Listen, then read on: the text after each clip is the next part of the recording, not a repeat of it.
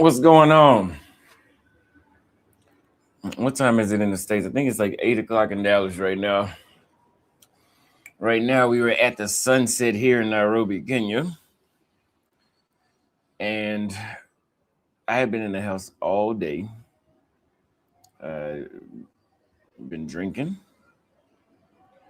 uh, hanging out. Nostalgia. I see you starting right off with the bullshit.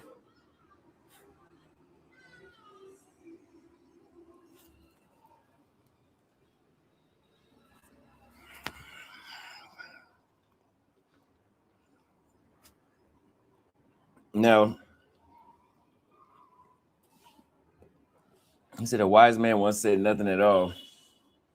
Yeah, I mean, well, the thing is, we got some people that uh, have been doing some. I'm used to people talking shit about me, and this ain't even about the whole thing that's going on. I'm not gonna say nothing. There's nothing that nothing.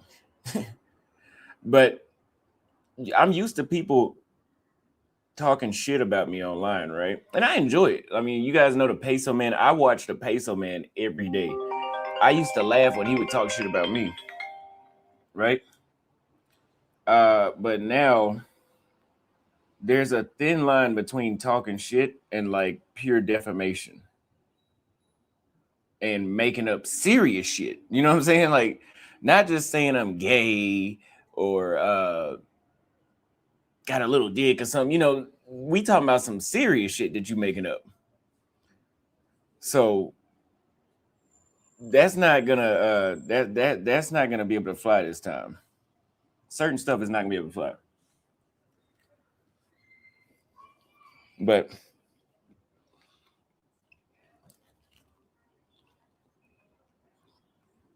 so far, nostalgia. Well, I know you're probably concerned about my well-being. I seen the new content that was released, and it was nothing negative towards me. What the hell could somebody say negative about me? I mean, an official organization, not talking about somebody on YouTube. I'm talking about like an official. What the hell are they gonna say about me? I ain't got shit to do with nothing.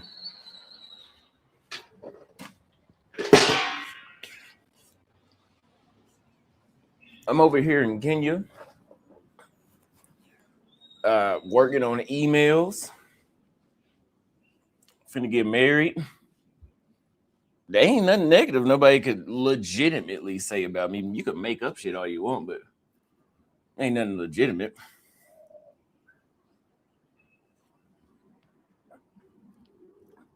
But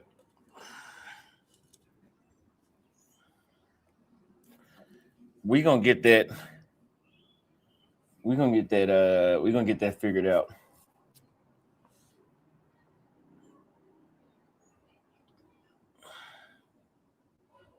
He said, just because you're gay doesn't give you the association.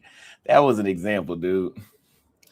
Nah, a lot of people's arguments are very weak. Like the last guy that was on saying last time. Like the again, the I don't know what's the big deal because the arguments are too weak.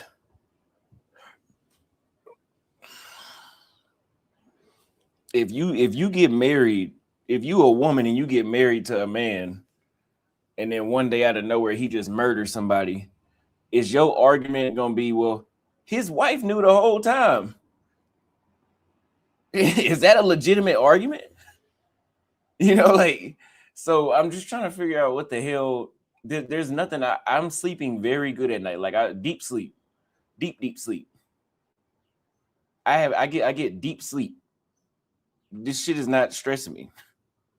I have nothing to do with it. But let me get on the passport bro label.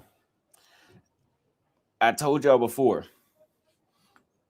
y'all had this issue because it's not an official, it's not official, it's nothing, right?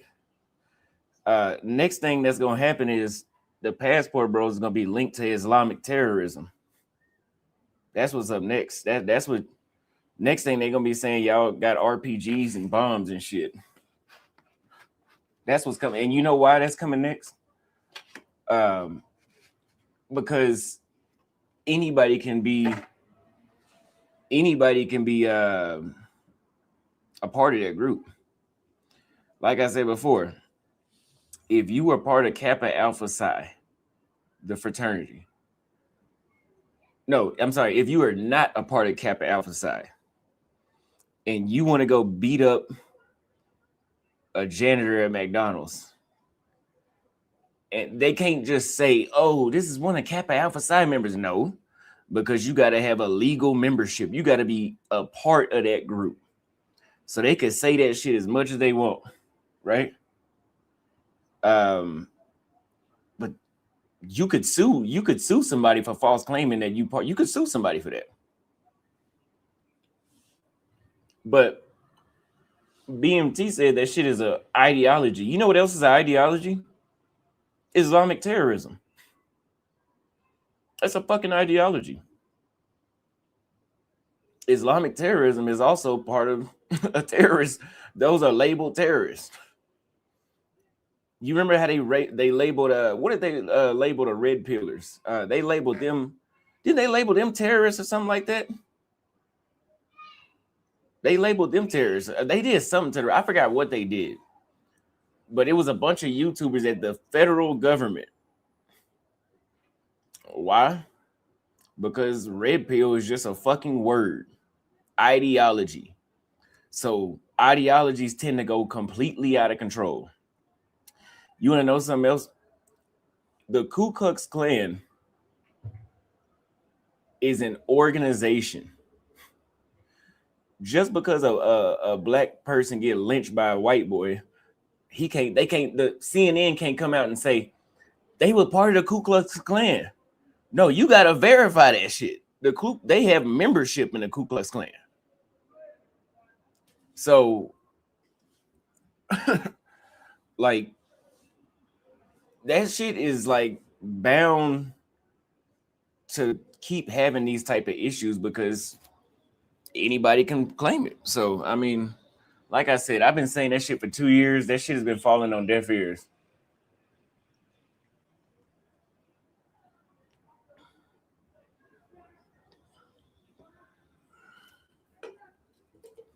But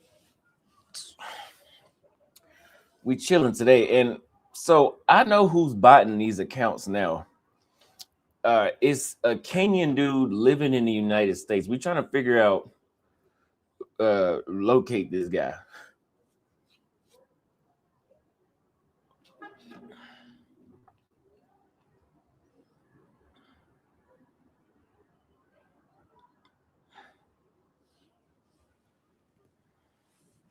Somebody said, just claim you're a traveler, not a passport, bro. Go look at my video from when I was in Cambodia in 2023. I foreseen this kind of shit happening in the like issues like this in the future. That's why I said, okay, I literally said in the video, I'm gonna separate myself from any sort of label. And you can go look at the video, it's on there. It's been up there for 2 years. Because I want to be responsible for my own actions. Listen, I know the people that watch me don't seem to understand the simplest shit. What I said was, if you are a part of an organization like Kappa Alpha Psi and you decide to murder somebody, the news will probably put he's a member of Kappa Alpha Psi because that's going to make it more dramatic to label a whole group. And now, since it's an actual group, now Kappa Alpha Psi can say, okay, we can kick his member. We're disassociating ourselves with him. That's what they would do. But when it comes to ideologies, how you can't tell somebody they're not a part of that. It ain't shit. You can't say they're not a part of it. It's something in your head, right? It's an ideology. So if you wanted to wake up, if you wanted to wake up and be an Islamic terrorist tomorrow, there's no membership. I mean, let me know if there's some sort of membership or something you got to get to do that. I mean, I don't see why the hell y'all don't. It's a very simple concept to understand.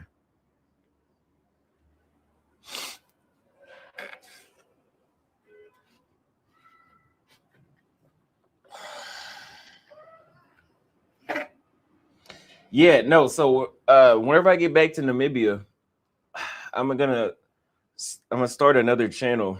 I already have 2 other channels. I just don't ever post shit on them.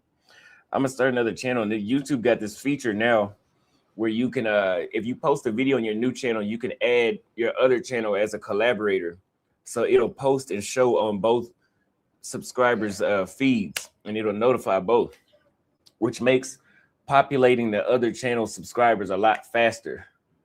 Because I got too many fucking incels on this. Like, I think I need to sell my Austin Holloman trademark. I got my name trademark. I think I need to sell it. There's too many incels attached to that shit.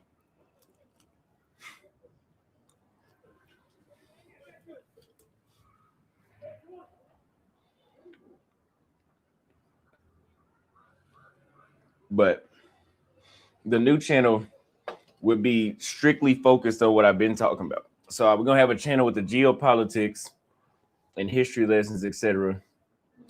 And then we're gonna have another channel strictly about making money online.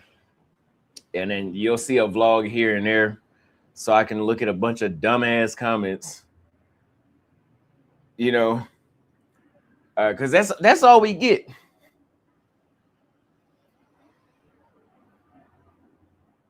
That's all we get is a bunch of dumb comments. Now, granted, I don't want to offend the people that don't leave dumb comments. I know a lot of y'all really like my stuff, but damn.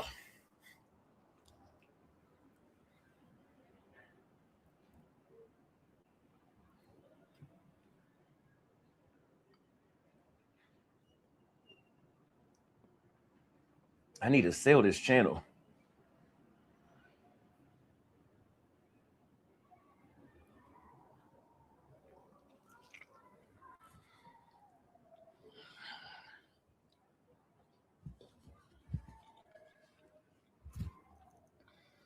But yeah, so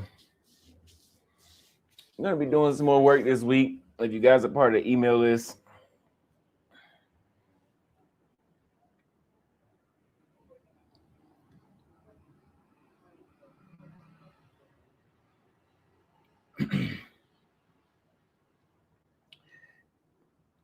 yeah, no, the amount of people that are envious or jealous is crazy.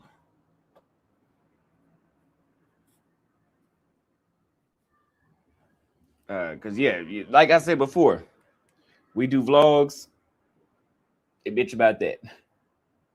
We do history lessons, they bitch about that.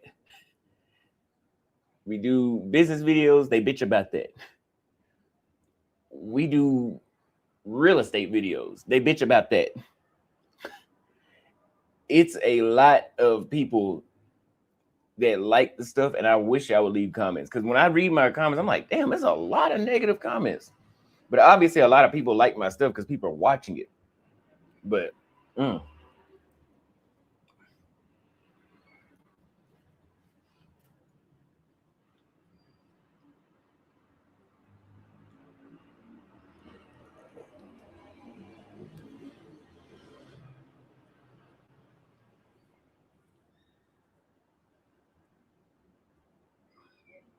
what did you say on Crash? I appreciate all the positive comments you got right now.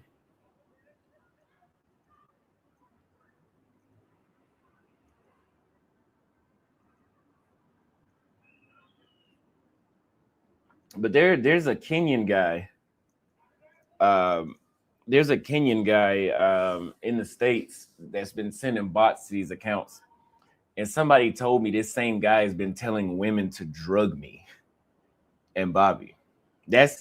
And you know, the crazy thing is, why? You know, like, what the hell is that about?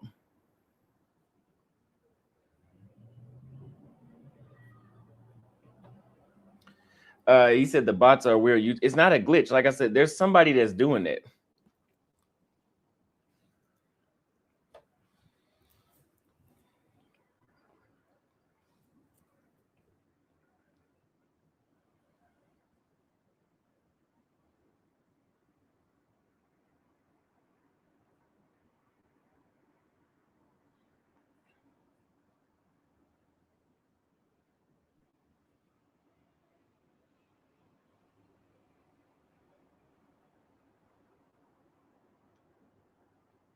Yeah, there's a Kenyan guy doing that. I'm at the house now. I ordered a pizza.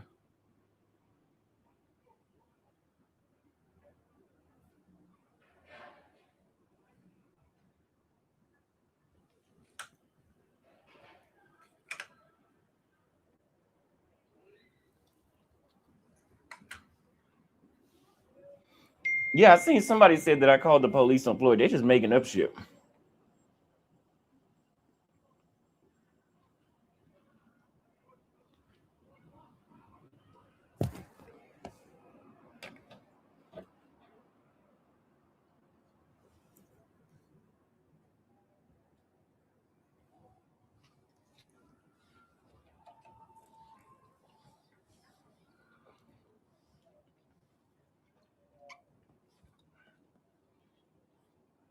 You think Austin is aware of what?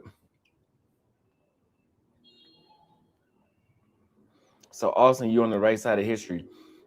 I tell true history and I tell history that makes sense. Some black people have a twisted reality of what has happened throughout history. For example, when it comes to the what are they called, the Moors? I've heard some of the wildest claims. Like, I mean, I know about the history, but come on, man, we got to keep the shit realistic too.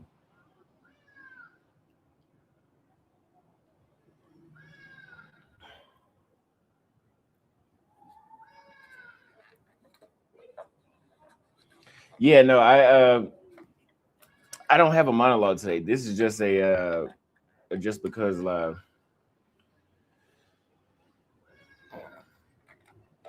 Yeah, no, I appreciate the prayers, like you said. Yeah, I don't do nothing wrong. I don't even smoke weed. I probably drinking right now. But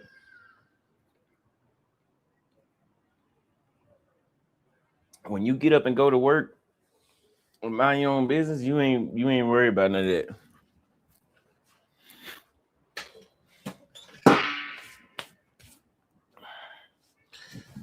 That's why I've always been so transparent on the channel, because what is the issue? They basically would not listen to you about the Moors or anything else. It's a religion to them. Yeah, they trying to say Z was a publicity stunt. I mean, I done said 1,000 times. This is the guy that said Argentinians kill black people. Yeah, they did. Where did they go? What's going on, Ronald? Yeah, I'm good. I actually smoked a cigar yesterday, and it was a medium Churchill. I forgot which one it was. It was I think it was a Dominican cigar, and that one, or it was either Nicaraguan or Dominican. Maybe it was Nicaragua, because Nicaraguans are the best for me. But that I finished that one this morning. And I remember when I was smoking it, how focused my mind was. I was just watching a vlog. I was watching somebody in Antarctica or some shit. And I seen how focused my mind was. I was like, this is why I used to smoke these. It used to put me in a different mindset.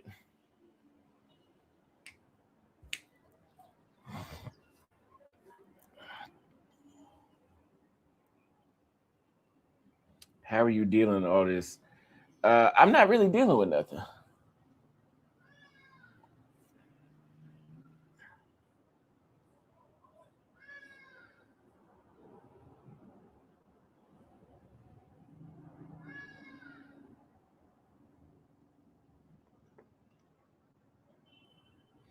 He said, Merry Christmas, man. This is a wild period, and it couldn't have come at a worse time considering the success of webinars. I mean, the webinars will still do good. By the way, this Sunday, we will be hosting another webinar for members only. So I'm not going to do a whole lot of promotion here on YouTube. If you're a member, we're going to do a deep dive into running ads to push your products and services. So that way, for example, like you guys see, I do webinars, right? And for me to organically push them, I have to get on here and talk about it. And, you know, sometimes that can be overwhelming. It can be draining because you got to constantly promote. But obviously, with ads, you just put it out, and the ad, as long as you keep paying for the ads, it's going to keep showing it to people. And the ads get better over time. Especially, and this works especially good if you have an existing email list or phone number list that you could upload to the, for example, with Meta, that you could upload to the Meta audience. And so, like, for example, I told you guys I have 3,400 people on my email list. So if I wanted to run an ad, I have a big head start because now the algorithm of that ad can pick up faster on who the ideal customer is because it already has a starting point. So it's not essentially hitting from cold traffic. It's hitting from warm traffic, as they would call it. So we're going to go into a deep dive about that. So this is the link to become a member. Otherwise, yeah, we're not going to do this one public. And members get lifetime access to so from now on, the members webinars will be the only live webinars. The other webinars that you guys see me post will be pre-recorded content. And I'm honestly, I mean, the pre-recorded content could be better because the pre-recorded content, there's no interruptions. Like I remember I had a webinar. Would you believe I have so many trolls? These motherfuckers will come to my webinars to ask me dumbass questions. Like, and I'm not saying their questions are dumb. I'm saying that they're dumb questions because I know it's a troll question. Like the questions that they're asking me are designed to throw off the entire webinar. Because I'll be saying a whole bunch of stuff, and then somebody that's been there since the beginning of the webinar will ask me, well, why didn't you touch on that? And I'll go back, okay, maybe I didn't say it clear enough. And then go back like, these motherfuckers came to the web, they paid money to fuck with me. So I'm not gonna raise the price. Because again, when I was doing my move to Kenya thing, right? When I was doing my move to Kenya thing, at first to book with my assistant, it was free. And I got so many trolls that people were literally booking fake appointments and not answering the phone, or had no intent on answering the phone, or answer the phone and they just want to lollygag on the phone. So I said, okay, here's what I'll do. I'll put a $30 paywall on those appointments. So I put a $30 paywall. Just about all of those clients became intentional now. It weeded the trolls out. But I'm not going to do that with the webinar. The ideal thing would be to make the webinar like 50, 60 bucks. Or even, you guys remember the webinars we did earlier back in January, February? Those webinars were $200 a ticket. We didn't have any trolls. Like there was, if you pay $200 to troll somebody, your mind is fucked up. You mentally ill. But at $10, I'm still like, damn, you got to get a life to be a troll and pay. But people, $10 is still enough. If somebody hates you enough, they'll still troll you. But I want to keep the webinars affordable for everybody. So unfortunately, I'm just going to have to deal with it.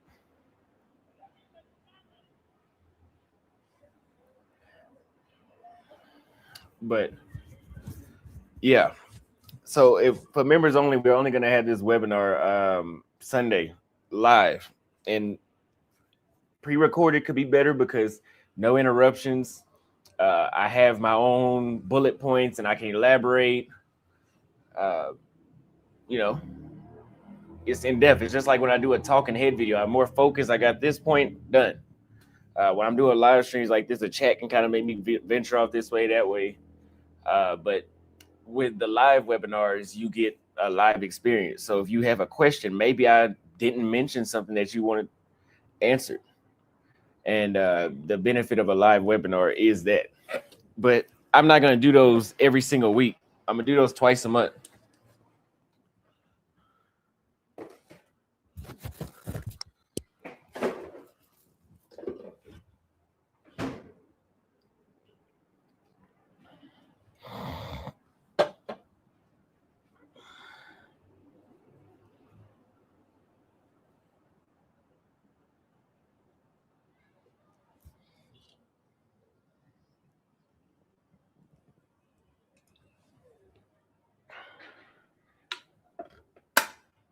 But yeah, that's Papa John's pizza. It tastes exactly like how it does in the States. I don't think there's, I mean, obviously the food is going to be different because there's certain foods in the United States that's banned around the rest of the world. And like I was saying before, even with pre-workout, the pre-workout that I take in America would have me feeling like shit, like just feeling like I drank something so toxic, like going to the bathroom. And I'm not talking about regular poop. I'm talking about like diarrhea and stomach turning inside out. And then here in Kenya, there's this pre-workout that I take called ABE, and it's British from my understanding. And yeah, like that pre-workout is basically a blessing. Like that ABE pre-workout is one of the best things I've found.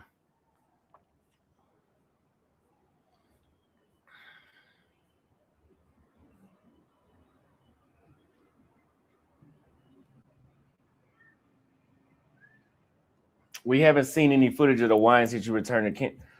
No, so the guy that owns it, he's doing that in Texas. He hasn't brought it back yet. And whenever he comes here in a couple months, I won't be here. So we're gonna have to work out something. I mean, maybe he's gonna have to ship it to wherever I'm at, probably. And that's gonna be a pain in the ass trying to ship liquor to another country. That's gonna be a whole like customs and all that.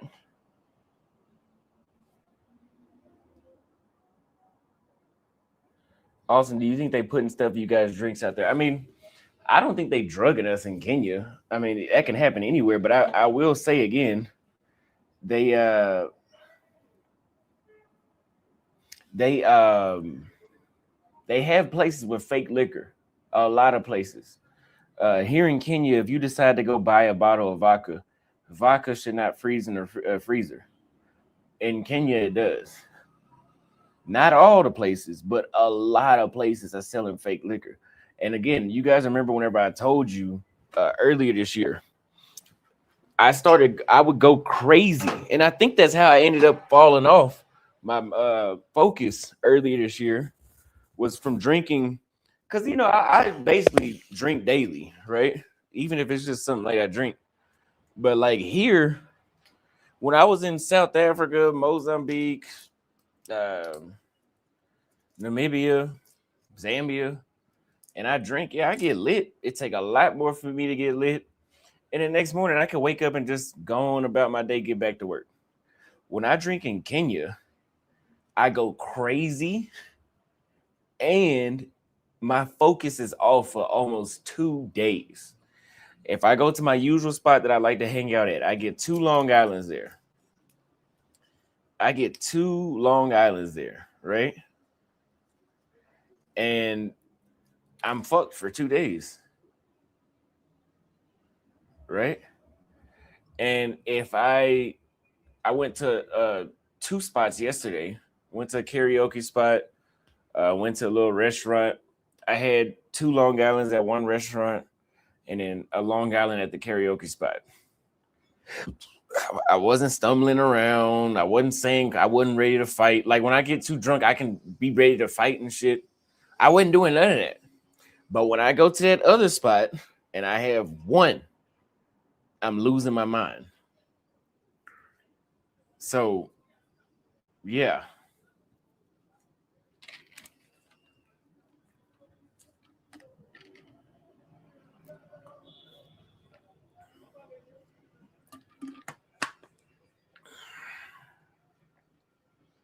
Yeah, they be cheating, man. They be cheating, man. I mean not cheating, they be hating. I was reading something else. Yeah, but they do have a lot of fake alcohol. There's been studies from British companies, British organizations that have done studies over that. There's a lot of fake alcohol circulation here. And it's like very unhealthy for you. That's why you guys have been seeing me drink shit that pretty much can't be faked. Like this or a bottle of wine. You can't fake a bottle of wine. You know? It'd be too noticeable and like, yeah, you ain't gonna be able to fake no bottle of wine. Have the Brazilian authorities released any evidence? I mean, they did a whole show on it, man. They did a whole show. It's on the news. Google it. Thanks for the super chat. But again, I'm not worried about nothing. Once this all is laid to rest, I'll do my due diligence. But in the meantime, I'm focused on me right now.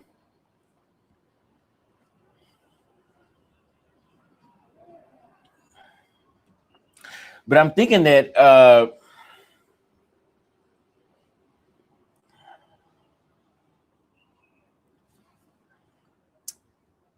CT, what is up with you with all this propaganda what's up with all this propaganda that you've been typing in the chat?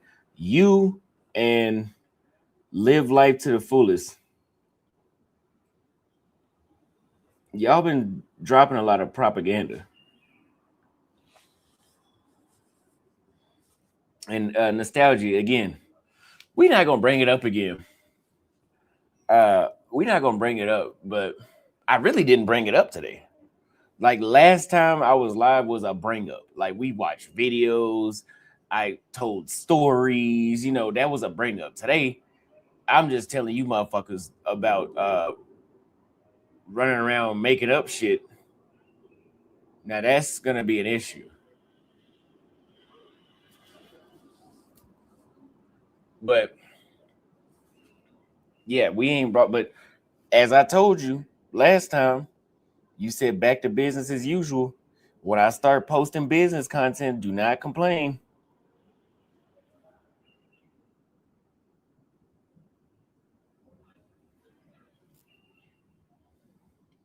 Is it cold in Kenya? It gets cool at nighttime. Like compared to when I was in Namibia, I could wear shorts all throughout the night. Maybe a gust of wind will make it cool, but Kenya is like you can wear long sleeves every day pretty much. Not right now, not during the day, but at night, yeah. The temperature tends to drop a lot. Like last night I was out, temperature dropped a lot. And I had on some winter pants.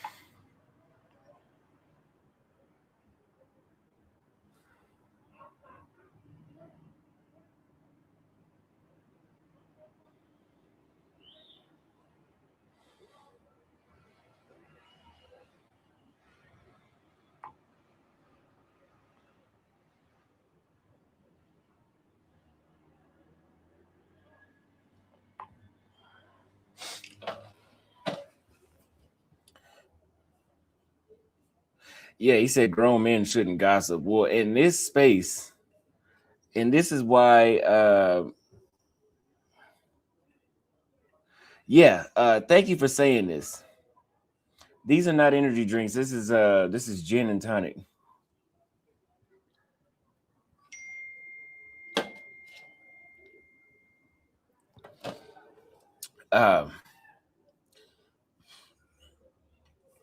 Yeah, there's not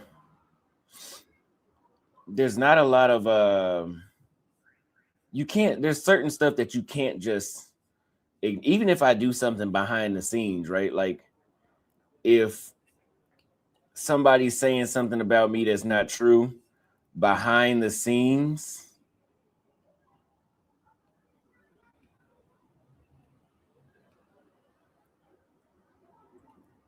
behind the scenes is like me taking legal action, right?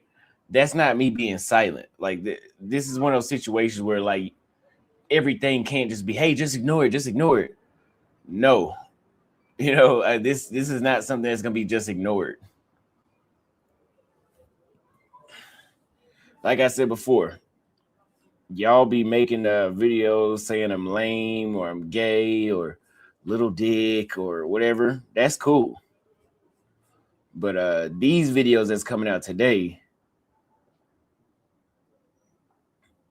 mm-mm.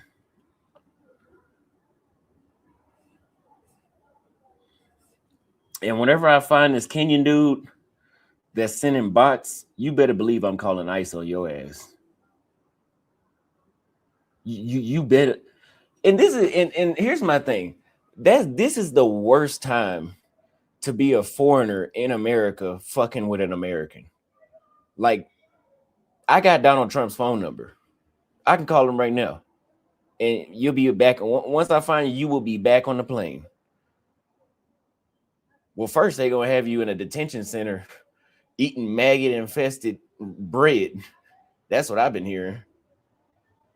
So my advice to you is, if you are an American, Kenyan, fucking with Americans, like in this day and age, all you got to do is call ICE.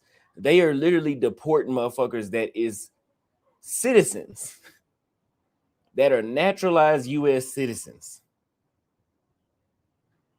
are being deported. That means nobody is safe. So I'm gonna be calling Donald Trump after this live stream. I'm snitching for sure.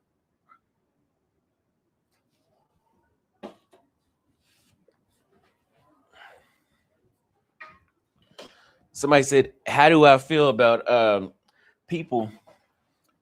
Uh, how do I feel about people that grew up in America being deported?" I think it's really fucked up, but I think that there's something that's not being said too. Um, because there was a story O'Shea posted, I think that was yesterday, of a black British guy that grew up he wasn't born in the United States, but he grew up basically 20, I think he was maybe his mid late 20s, and he said he had been in the States, I think like 20 years or something like that, right? And because his parents didn't fill out his paperwork the right way originally, they sent him back to England. And he had been there his entire life. So, you know, that means they digging through files. Like, they're literally digging through, like they're trying, and that's why the ICE budget is getting so much bigger, because they're literally digging through shit trying to find, like they are they doing a lot.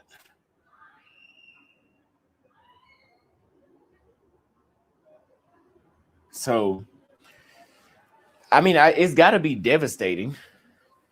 It's got to be devastating to live. I mean, that's just like imagine if I was here in Kenya another 18 years, and then they get a new president and then decide that he gonna deport a bunch of us.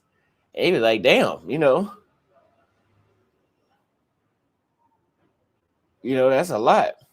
That's a lot to deal with.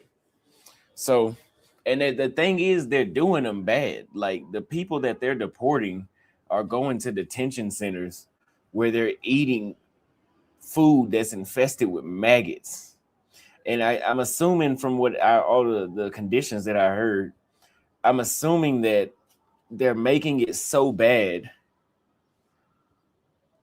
because they said they pretty much can hold you in that detention center like indefinitely or some shit like that. It's like they just holding you in there because they say you got a court date or something, but you don't know when it's coming. And so they make it like a really, really bad from what I've heard, they make it a really bad detention center. And they say if you admit to being illegal or something like that, they'll go ahead and deport you. Otherwise, you got to stay there and suffer. So I don't know, man. Like,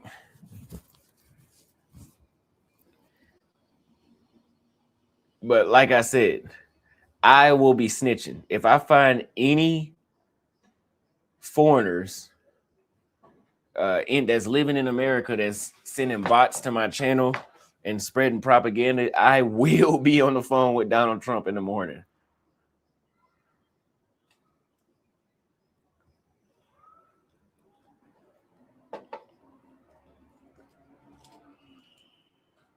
So, but yeah, it's a sad realization that people have, because I was even one of my favorite journalists is Johnny Harris. And ironically, right, he was like, there was a woman that he knows that was afraid of being deported, right? So he, in his documentary, he did a phone call. Right?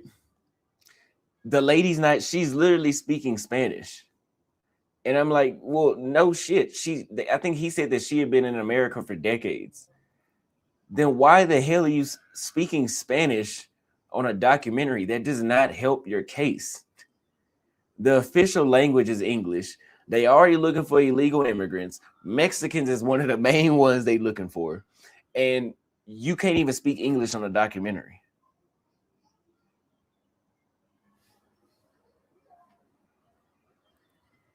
So like she pretty much said, because she said in the documentary, like, oh, I told my boss I was afraid to go to work. Okay. She's afraid to go to work because she thinks ICE is going to be there to pick her up. So she's going to get on a YouTuber's account with 6 or 7 million subscribers that gets no less than 1 million views per video. Everybody in the world know this dude. And she not even going to speak Spanish. I mean, she not even going to speak English.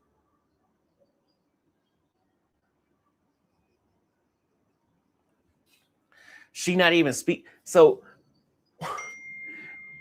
if ICE come looking for, like, the least you could do is speak English. Because now they got something bad. Like, oh, you can't speak English? Like, oh, you must be illegal. That's the logic that ICE is going with right now. So I don't know, man. Shit, but that scenario is kind of common sense. I see that they're targeting Somalis now. They are looking for Somalis. They looking for Nigerians. They looking for Kenyans. They looking for Mexicans, especially Venezuelans. Everybody.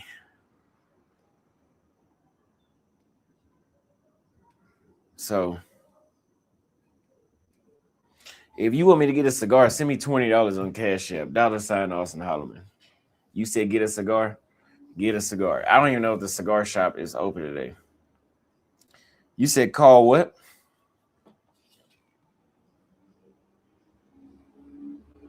Peso Man just sent me a text. He said he want to jump on a live. I will not be putting Peso Man on a live. Oh, Ice Call. Yeah.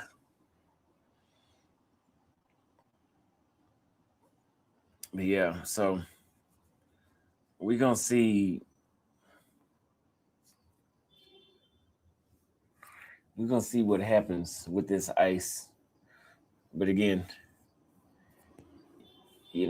right now, if I had somebody from Bolivia living in the United States and they were botting my YouTube channel, they will be back in Santa Cruz, Bolivia. I've been to Santa Cruz and it's a nice place. I liked it. Wouldn't live there. But I bet you they don't want to go back.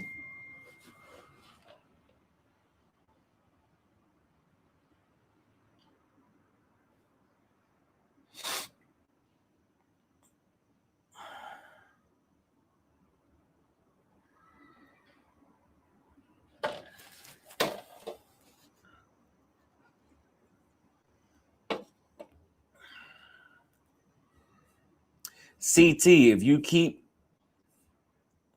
fear mongering, I'm gonna have to time you out, bro. You've been leaving comments, negative comments, consistently the entire time.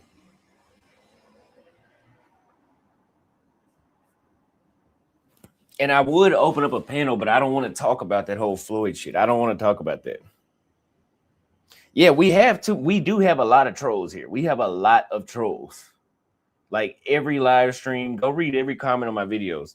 There's a lot of people that love me, but gee whiz, like there's a lot of trolls. I don't know how to do this YouTube shit.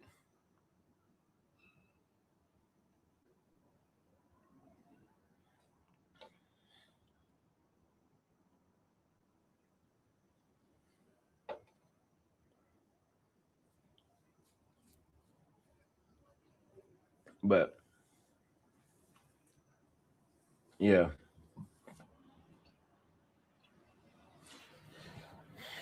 But anybody that has a sense of how things work, like know that yeah, if you ain't got nothing to do with that, there's nothing to worry about.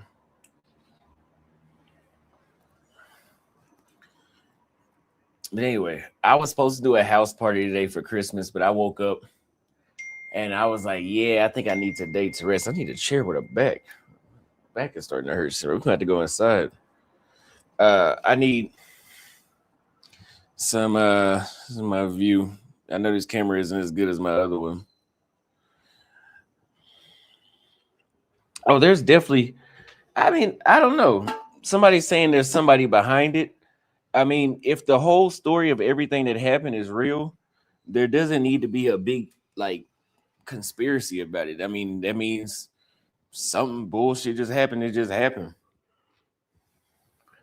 Now, the first time when I was in Brazil and I had that whole issue, there I have proof that somebody was behind that. Remember when I had the issue in Brazil, there was literally a Black American that was assisting in that whole thing. Crazy part about it is that entire situation that happened in Brazil in 2023 January, it was nothing but Black folks leading it.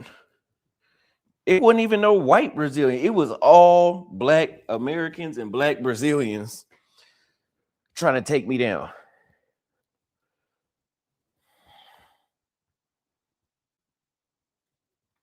Imagine that.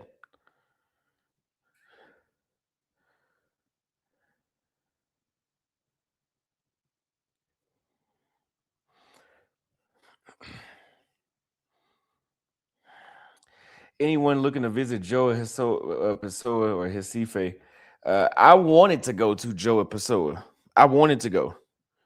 That was gonna be a spot I've always been curious about that city, and a few others. Brazil has a lot of nice cities, man, because just like the United States, Brazil was colonized by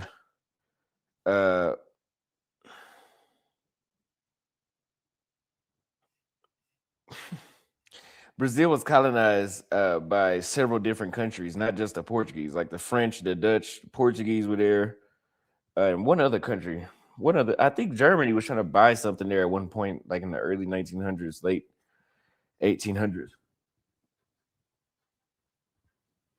Oh, I got this damn pot on. That's why that shit is like that. So there's certain cities you can go to that have a really different look than you would expect. I've overcooked this spinach. Luckily, I already ate it, but the last little bit that's left is burnt now because I left the thing on keep warm.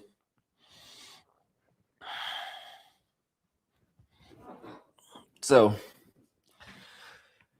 but I see you said that Brazil is anti-Black, but again, these were Black Brazilians, and you guys remember what I told you when I was in Brazil. There were a lot of people.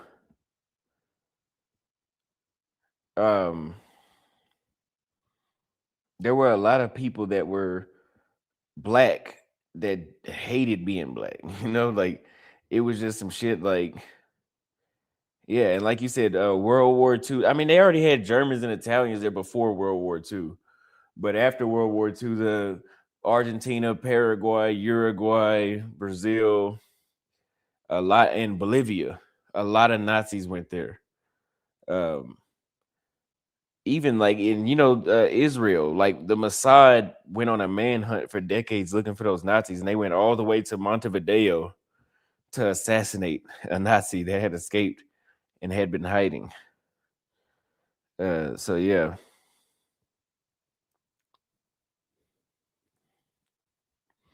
every country is anti-black, yet black people live there. I mean, yeah. Oh yeah, they were in Chile too, but yeah. So the anti-black thing in Latin America is. I did a video. I'm gonna pull it up. I'm not gonna play it right now, but I'm gonna pull it up for you guys that want to watch.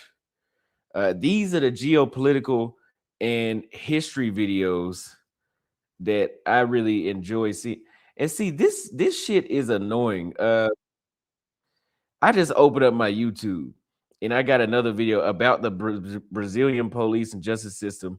And in this motherfucker, this is a woman. She tags my name. Like, why? Like, get the fuck on, man. Um, but anyway, let me go to my playlist. This one. These videos I really, really enjoyed doing. Really, really enjoy doing these videos.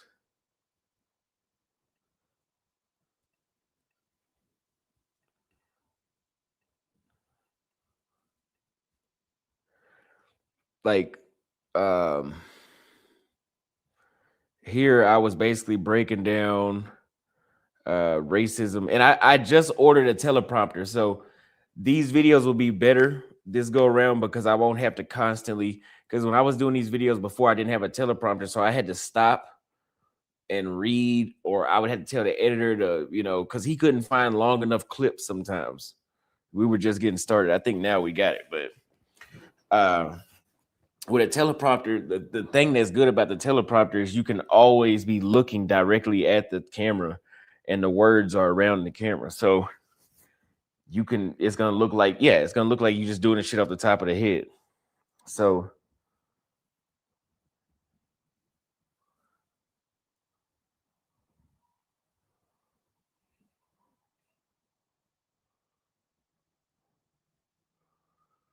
um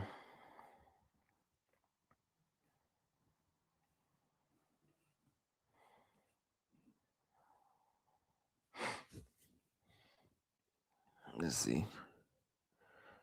But yeah, so these videos did good, right? So this video got 91,000 views. The majority of those views were in a 2-week period, right? And it was educational. If you read the comments, it's even if people disagreed in the comments, like it's debatable, like it's like content that I could, like, I mean, not content, it's comments that I can go back and debate. When I do travel content, my personal life, the comments are just like low, low, low, low, low IQ. And I can't even debate them.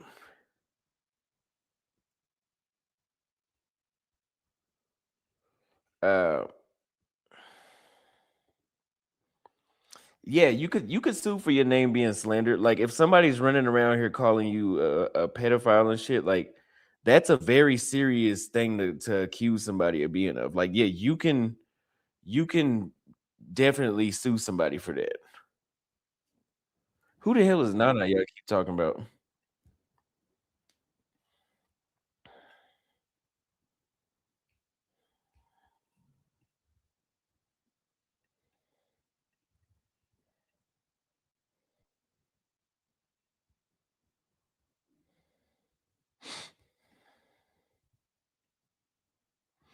When am I coming back to Dallas? Soon. I won't be coming back to stay, just to visit. 2 weeks.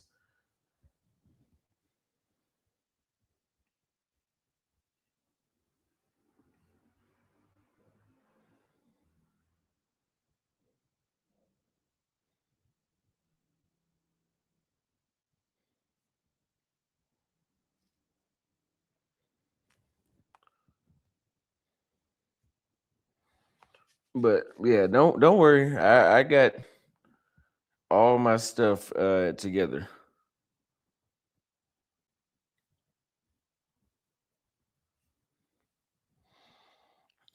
But yeah, so I'm going to go back to doing this type of content because, like I said, I enjoyed it. A lot of people enjoyed it, and then they started bitching about it. But there was a lot of people that still enjoyed it at the time. So this was and it was easy for this type of content you do not run out of. Like you're not gonna run out of shit to talk about when it comes to history, racism. Because like even I would do videos in my mind right now. I would do videos about uh there being a how to runaway slaves in Brazil or the rebel slaves, I guess you would call them. How they built their own kingdom in Brazil. Like they broke out of the plantations and made their own kingdom. I think they called it Luanda or something. Like it was something. I forgot what it was called, but it was a bunch of Angolan slaves that broke out and did that shit. And that's a way better audience that's attracted to that are interested. People learn shit. You don't have to look at a bunch of stupid ass comments all day.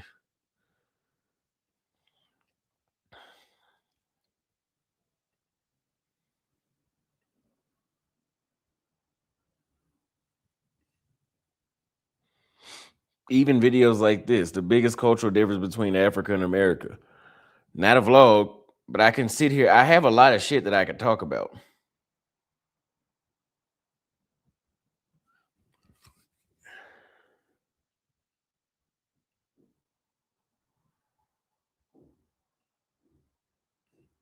Quilombo, that's what it's called, Quilombo. Uh, for the record, don't put that on me. I never bitched about the history content. Maybe you did it, but I've seen you backtrack some of the stuff I've done enough for me to think it was you. Uh, I'm trying to see what's up. Like, yeah, I did this one about Confederates and Nazis in Brazil's hidden past. Um, was America built on hate? The truth about being black or what? And this video is what I'm really passionate about. It didn't do that well. Ooh, that red shirt looked good. Damn. I still got this shirt. I don't know why I haven't wore that shirt. But anyway, I don't know what's up with people, especially people that are not from the United States, that do not know what the hell the concept of black and white is.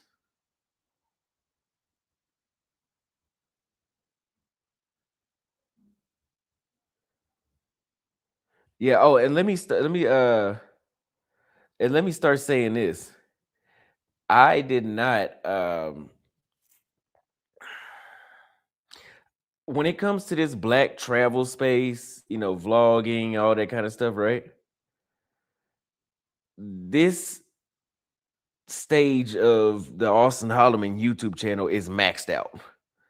Like it's maxed out when it comes to like there. I think this is like the pivot that I was doing earlier this year is gonna have to continue because if you look at Zoda Barber, like all the Zuna Thailand, like I've reached the ceiling. Like this is the ceiling for this niche. This is why I started doing these type of videos because if I jump into this type of world, there's no limit when it comes to doing social studies, uh, cultural videos, geopolitics. Like there's no limit to that. Somebody said you need two channels. Yeah, I think that's what we're gonna have to start doing. I might start on it tomorrow because I enjoy I enjoy talking geopolitics and doing history videos and like shit like this, what you see on the thing. And yeah, I think tomorrow I'm gonna do these videos on another channel. Let me write that on my to-do list. I'm gonna start this shit tomorrow.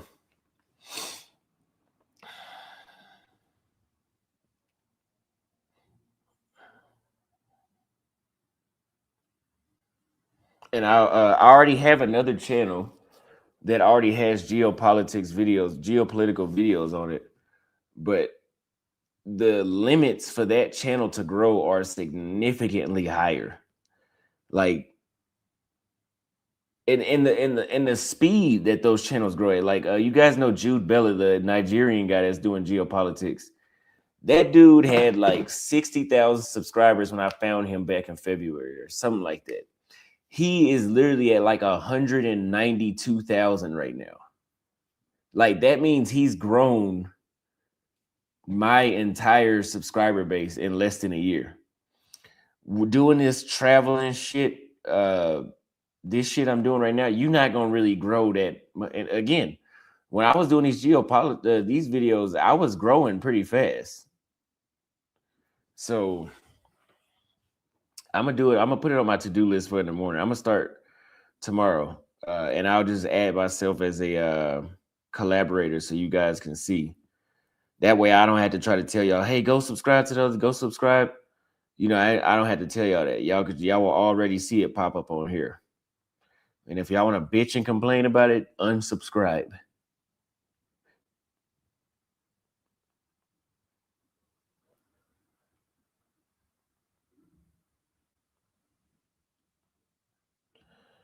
What video should I make that's historical or geopolitical tomorrow?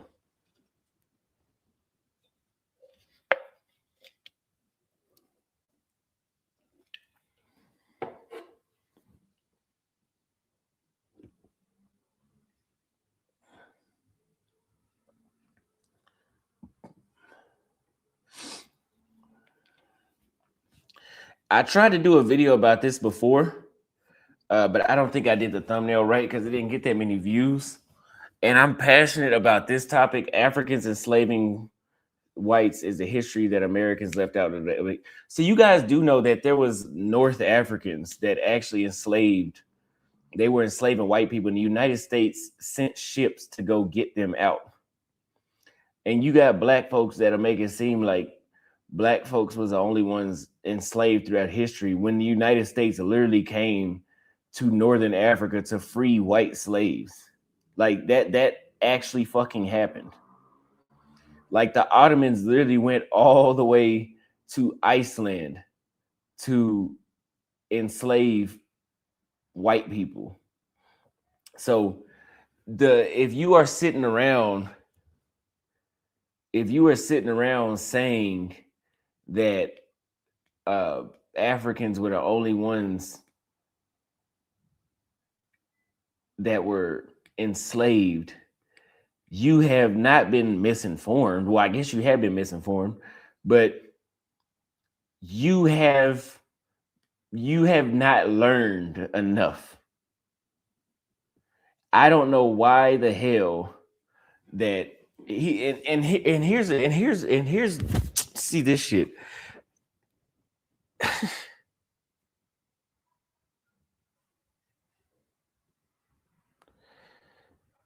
What did I just read? Sub-Sahara Black Africa didn't enslave anyone. They enslaved each other, right? Africans, Sub-Saharan Africans sell out Africans. You said when Africa had white slaves, the U.S. is non-existent. The U.S. was existent. It was in existence because the U.S. sent a few ships to go free the slaves. Now, again,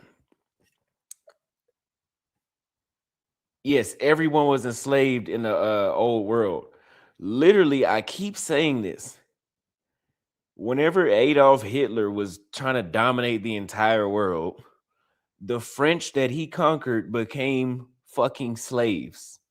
Oh, well, it wasn't chattel slavery. Dude, he destroyed their fucking country and enslaved them, made them build weapons and supplies for his army to go finish fucking fighting the war against their allies. Get the fuck out of here. Try to make it seem like one form of slavery is better than the other. Get the fuck out of here. That's bullshit. And then the next thing is here's another propaganda piece. White slaving went on for years, not just okay, sorry, I misread that. Sorry. Yeah, because the Ottomans enslaved the people from, I believe that's the Baltic states. It's the Baltic states, right? Or is it the I get them mixed up all the time. There's the Baltic, which one is Latvia and all that? Baltic, or is it Balkans? I think it's the Balkans is what I'm talking about. Like the ones that were formerly in the Ottoman Empire, the Bulgaria and shit like that, Romania, Slavic people, modern day Yugoslavia and stuff like that. Those people were literally enslaved by the Ottomans. So Ottomans were literally, white people were also slaves as well. It wasn't just Africans. Whenever the Japanese took over Korea, Manchuria, Southeast Asia, they were literally turning the women into sex slaves. Like the Africans were not the only fucking slaves. I hate it when people say that. And then the next thing is, you said other enemy tribes, not each other, other enemy tribes, because there was no each other at that time. So this is not true. Sub-Saharan Africans definitely enslaved Sub-Saharan Africans. And Africans sell out Africans more than anybody else. O'Shea Duke Jackson did a video, and he was talking about how there's an African country that have an agency. In Africa, they have these agencies. In East Africa, they have these agencies, posters on the wall. Go to Lebanon, go to Saudi Arabia and be a housemaid. Literally fucking posters on the wall, right? Those are Africans that own those companies that are putting those posters on the wall, right? And then they know damn well when they get to Saudi Arabia, they take their passport and they not leaving. That's happening right now. Next, there are Africans that are being told by African companies that they are going to work at a good job in Russia. There's Africans telling other Africans that. And when they get to Russia, they open up bank accounts in their name and they do all this other shit, take their passport, and they're putting them in military uniforms and making them go fight the war in Ukraine. Who sold those people to those Russians? Other Africans. So I don't want to hear that shit about, white people and Arabs were the only ones to enslave Africans. Africans enslave Africans the same way Asians enslave other Asians, the same way Native Americans enslaved other Native Americans. That's bullshit. Yes, you have Kenyans and other African countries that have been tricked to go fight in Russia right now. Yeah, it's real. That shit has been going on for centuries. Again, whenever I posted a photo of him just to see how many you motherfuckers know, but there's a guy named Tipu Tip who was he was in the Zanzibar Congo area and all that Mozambique, Zanzibar, and the Arab shit, right? And that was an African. He was darker than me. You can't say he wasn't African. He was definitely black, like literally crayon asteroid black. And he literally would go have him and his team raid villages in the Congo and sell them and send them motherfuckers to Oman. Who was he? An African. Who did the Portuguese buy slaves from when they got to the Congo? Africans.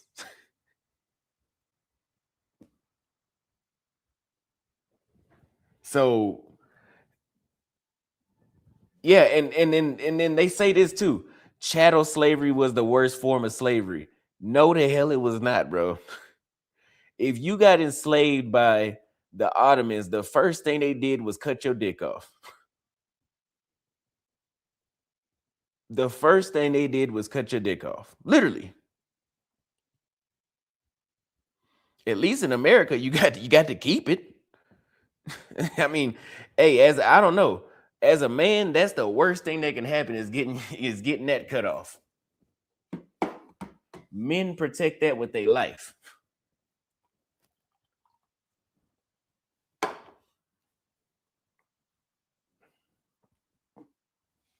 So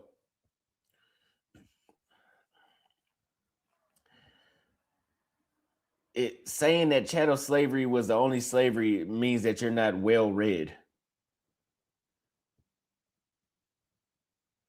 Yeah, new school of thought. Yeah, the term slave comes from the Slavic people because they were the main ones that were slaves at first. Even the Irish were slaves to the British. And some people like say, oh, they were indentured servants, right? Okay. They were. Do you know that in Northern Ireland right now, they still have insurgencies that are fighting against the whole British rule shit? So that's just them being a made for hire, basically, is what y'all try. Because y'all try to make it seem like an indentured servant is a made for hire. Literally, and you guys have all seen the movie Shrek, right? You guys have all seen the movie Shrek. You know the guy, whoever the guy is, that be like, my lord, my lord. Like that was something that they had in their feudal system back in the day, 1,000 years ago, where you literally lived on land that you couldn't leave. That's a fucking slave. If somebody is keeping you in one location, you can't leave, and you are being forced to work, you are a slave. Not a fucking indentured servant. You are a slave.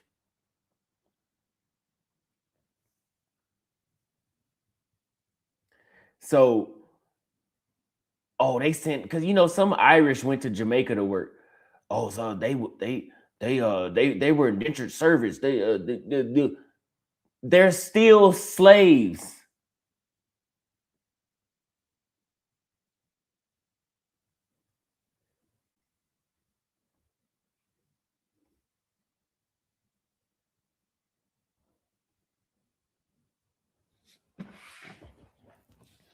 And let's stop this.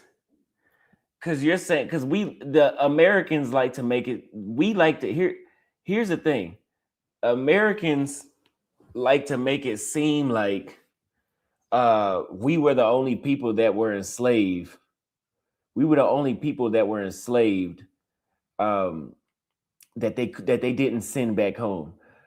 What about the motherfuckers in South America? They didn't send them back. You mean it? You mean to tell me after they liberated the slaves in Brazil, did they send them back? No. So that being said, Black Americans need to quit making it seem like we the only ones that went through that. A lot of motherfuckers went through that. You got black people in Chile. Some they got 6 left in Argentina. They erased them. Uruguay, some in Paraguay, some in Peru, some in Colombia, a lot in Colombia, actually, a lot in Brazil. They didn't send them back. They still over there. So yeah, don't make it seem like we don't, because we love to say that we was the only one. We was not the only ones that went through that shit. The truth is, the Black Americans sold white slaves to Black Europeans, and Black Europeans enslaved them for 400 years. Okay, well, I do know that there were some Black slave owners.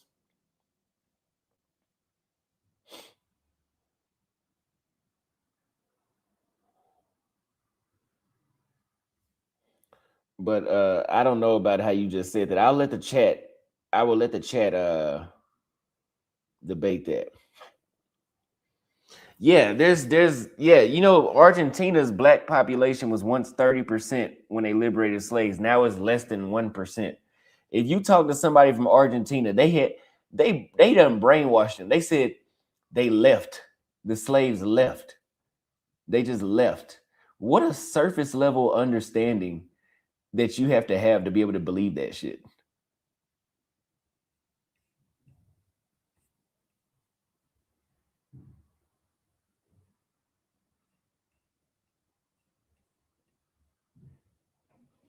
I was listening to some Arab in the Middle East. I'm not gonna say which country because I don't know if I want to go there or not. But uh, he was trying to give us a lesson on taxes. Sir, your country was built off of slaves, like recently, like within the past 30 years. Slaves built your, you are in no position to tell nobody about taxes. And he was wrong. The way he described taxes, that ain't how they fucking work. Of course he wouldn't know. They didn't have to work for shit. They had slaves.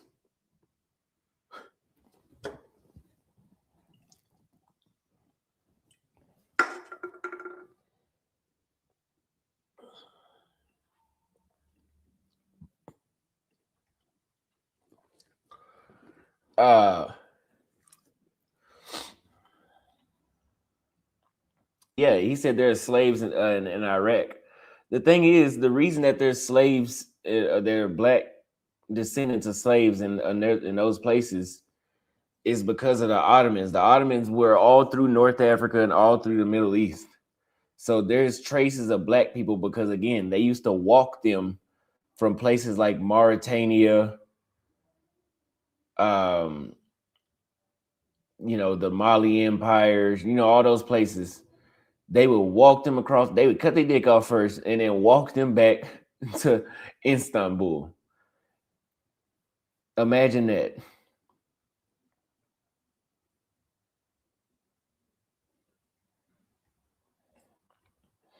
Irish servants in America, that wasn't the same thing. They actually had legal rights.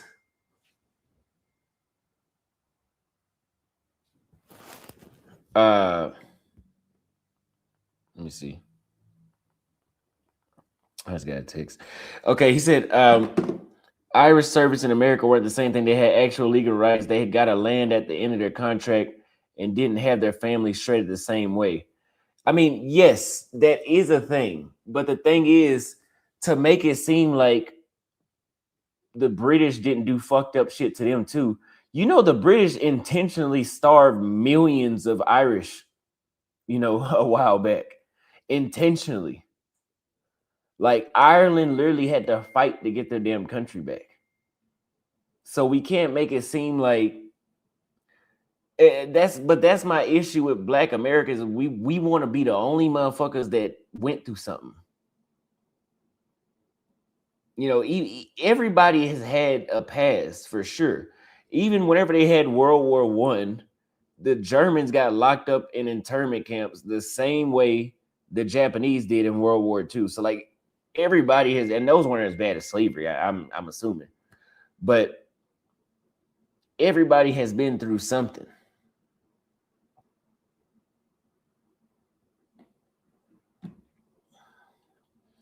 But I mean, I've had to do this before. Let me look up again. What was life like? Um, and the Ku Klux Klan used to hang the Irish and the Italians too. Like they don't talk about that, but you can find Irish men. You can find photos of Irish men hanging from a tree next to a black man too, with a bunch of white folks standing around laughing.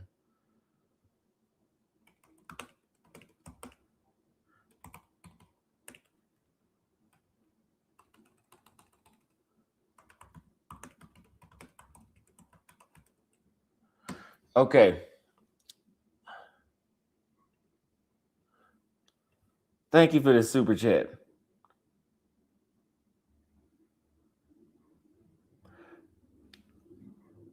I'm not defending nobody. I'm not defending nobody. I'm just telling you history.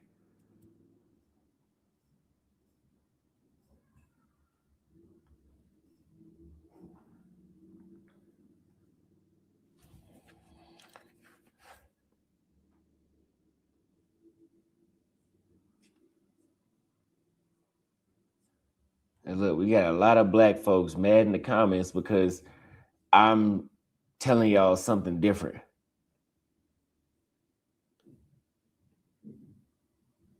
Hold on, this damn internet is ChatGPT is loading slow. I'm trying to ask it so we can.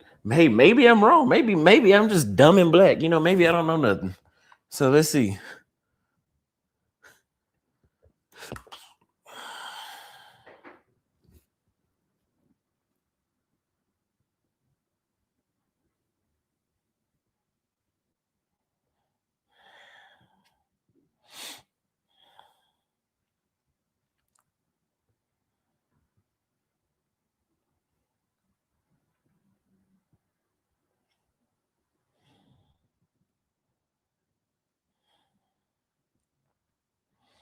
I mean, it says that our indentured service could face abuse, work to exhaustion, live in the same horrible conditions, and be whipped for not working fast enough.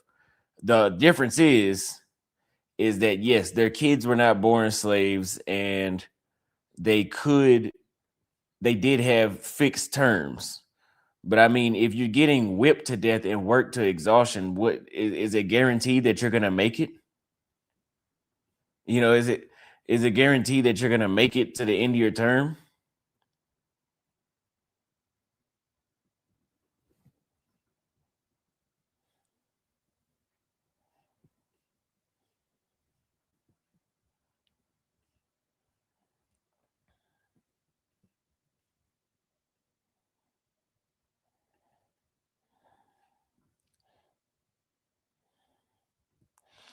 But yeah, so I enjoy having these kind of debates. No, all indentured service did not come by choice. Who the hell would intentionally sign up for something where they gonna get their ass whooped with a whip? Some of those people, maybe some of them came by choice, but it doesn't even sound logical to say that somebody came to work a job where they're gonna be worked to exhaustion and they can't even leave the land that they own. That's not something somebody signs up for by choice. That's like that. That's like volunteering to go to prison. Basically, that's the same shit. So you mean to tell me that okay, it just said that they lived in horrible conditions, could be whipped for not working fast, and they had to serve time on that land and they could not leave. Would you sign up for that?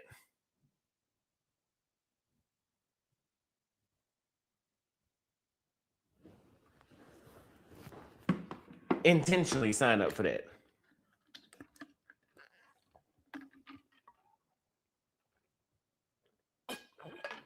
And then here goes something else. Because now here I got something else for the black folks that's watching, which is most of y'all. We like to say that the United States prison system is modern day slavery. Then how the hell are you going to say being an indentured servant? Because they can't even legally whoop us a prisoner in America. But we like to say that is modern day slavery. Okay. It's modern day slavery to be in an American prison, but an Irish person coming to America where they getting their ass whooped with a whip and have to basically buy back their freedom over time is not. When you go into prison is an option.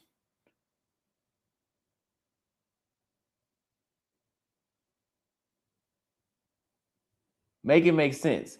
So it is going to an American. We got to stop running the narrative that being in an American prison is slavery. If do you Smooth Light said you think they whooping prisoners legally, sir? I know that there will always be mistreatment. The thing is, when you're a slave, it's not illegal to mistreat somebody. in America, I would love for you to find there to be some sort of law or wherever the hell's policy that deliberately says that if somebody in a U.S. prison is building license plates or something, that the guard can just come over and just start beating the shit out of them with a stick. I would love for you to find somewhere. Legally, I'm not saying it's not happening. I'm saying legally. That's not legal. If they're doing that, it's not legal. The thing is, 200 years ago when we were slaves, you could get whipped and there wasn't shit you could do about it. That you were a slave. That was not illegal. They could kill you if they wanted to. If you go to an American prison and the guards kill you, they cover it up for a reason, because it's fucking illegal. That's very simple to understand. If it was not illegal for them to kill people in U.S. prisons, they wouldn't be trying to hide it. The same way how you see how people have been marching for the people that go to jail in the United States and then they pop up dead 2 days later, and then they have a lack of evidence. That's because they're covering it up. Now, if it was legal for them to just kill prisoners at will, they would not be fucking covering it up. Common sense.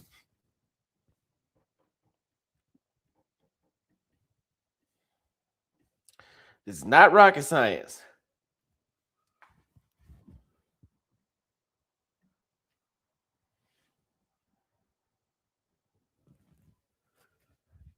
You say, okay, and this is what I'm talking about.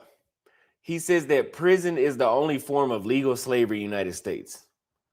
Okay. Smooth Life. If you came in here too late, just listen for a minute, because you're not understanding the reason that we're having this debate. It's not what you're leaving comments about. It's not. Prison is the only form of legal slavery in the U.S., which is why it's such a cesspool. Okay, yes, we can say that. Yes, I would agree to a certain extent. Yes, being in prison in the United States, they've been putting people to work in prison in the United States. That's not a secret. That's not a Nobel Peace Prize piece of information. But hold on.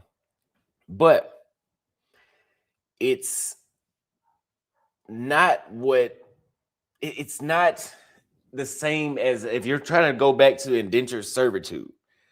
It's not going to be the same thing, because there are indentured servants that were not brought by choice. Smooth Life, send it to me in a text.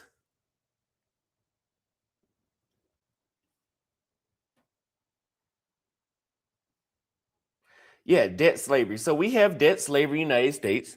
You can be put in jail for not paying tickets. You know that, hey, you're in debt to the government, can't pay it, you're going to jail.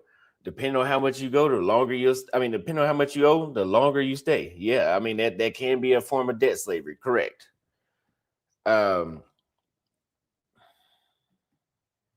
Yeah, so Smooth Life, this is how I know you came in late to the conversation. Just listen for a little bit, bro, because you have no clue. You are really off topic, like really off topic. That has nothing to do with what we're talking about. We're not talking about racism right now. We're talking about indentured servitude and comparing it to slavery. We are not talking about racism. That is very off topic. Please listen. If you guys have just came in, listen for at least 10 minutes before leaving a debating point. Listen for 10 minutes first.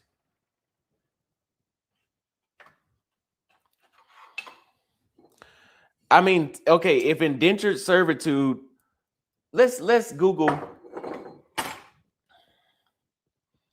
Let's Google. How did someone become an indentured servitude? An indentured servant. How did someone become an indentured servant? I guess we should specify further the Irish being sent by the English.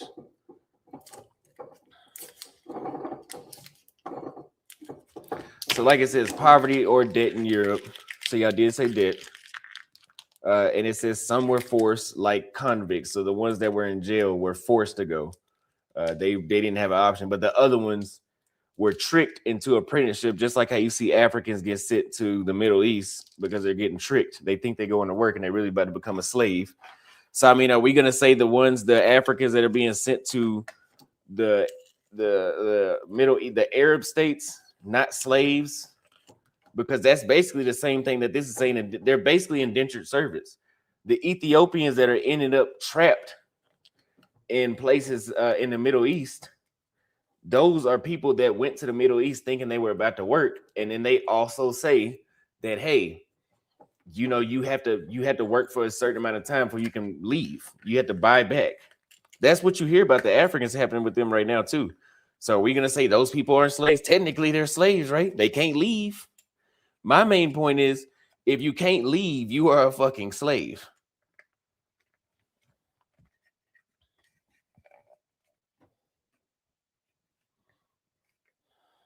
Yeah, smooth life. Again, please wait 10 more minutes because we are not talking about that. Race is not even the main focus of this. Why are you talking? We're not talking about that. Please just listen for a minute first.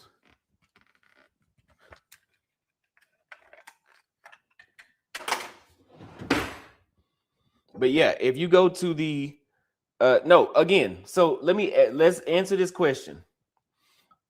Would you guys say that Africans, especially the East Africans, Ethiopians, Kenyans, Ugandans, those people that are ending up in the Middle East thinking that they're going to be a cleaning lady for somebody in Lebanon or something like that, right? And then 10 years go by, they still at that same house. They can't leave. Would you call those indentured servants? Yes or no? Would you call those indentured servants?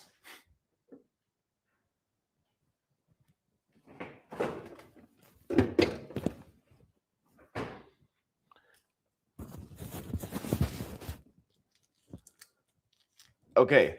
So by definition, yes, smooth life. So this is why I'm glad that you listened. Finally. The people, these Africans that are from East Africa that go to these Arab countries, when they get there, they take their passport and they basically sell them off to a family and they don't get to leave their household. I'm fucking telling you for a fact because I've met a woman that was basically a slave to an Iranian woman. Okay. And she could not leave. Is and that by definition is an indentured that by definition is an indentured servant. Those girls that get stuck in those Arab countries, you better believe they're getting raped because they've done stories about how they've been raped by the people. Obviously, they're a slave. Why wouldn't they do that? They're a slave. Like anything is going to happen to them now. So they're getting whipped. They're getting raped, and they can't leave. What the fuck is the difference? But how is that somehow a fucking paradise compared to being a slave? That's damn near the same thing. Yeah, and the thing is, when they get to those Arab countries, I'm glad you brought this up. If they try to leave those houses that they're cleaning for, they kill them. There was an Ethiopian woman in one of those Arab countries. I was watching a story about it. She didn't know. She thought she was just coming to that country to work. They took her passport. She had been there for 3 years. And she was like, fuck it, I'm going to try to make a break for it. She tried to break for it. They caught her at the Ethiopian embassy and they killed her. They put her in a car and then they found her dead later that day. That's better than being a slave? That's the same shit.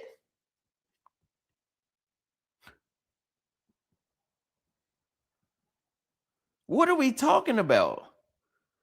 So, and that's the same thing that I'm talking about with the Irish. Those Irish were indentured servants and they could be whipped. And I guarantee you, if they tried to leave the land, that same fucking scenario probably would have happened to them too. So we're not gonna do that bullshit.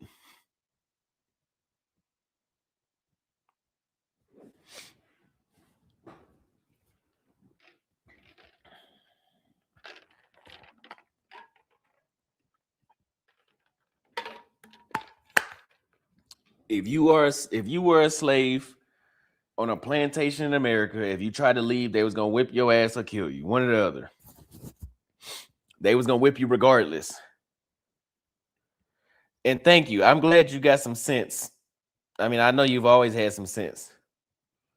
African women being tricked to go to Lebanon and Arab countries, most of them are treated as slaves. Yes, exactly. That's what I'm trying to tell these people. That is modern day slavery, but by definition, they're indentured servants. They came there to work. They chose to come there. They just didn't know that they wasn't going to be able to leave. Slavery. That's slavery. They ain't employees. I know that shit. Now, here we go. Why are we worried about what happened to the Irish, though? We're not trying, because we're not trying to do a black people are the only people that had something fucked up. We're not, my whole point is we're not trying to do that shit today. I don't do that.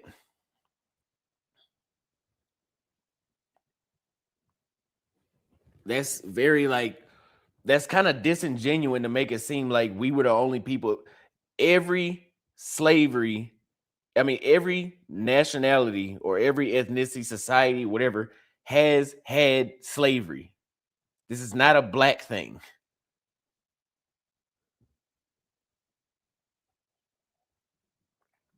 Go to it again. Let's ask for you motherfuckers that don't know.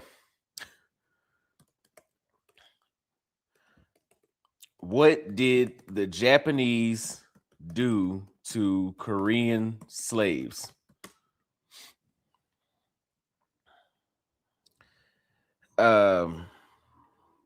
Forced labor and sexual slavery.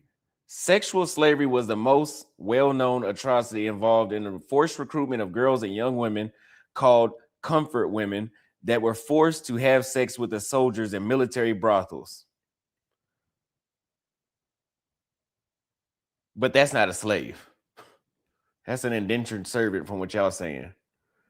Because black people are the only ones that were slaves. It estimated up to 200,000 Korean women, primary Korean women, were forced into these brothels. They were subject to systemic rape, torture, and physical, psychological abuse, and often servicing dozens of soldiers daily. Imagine that.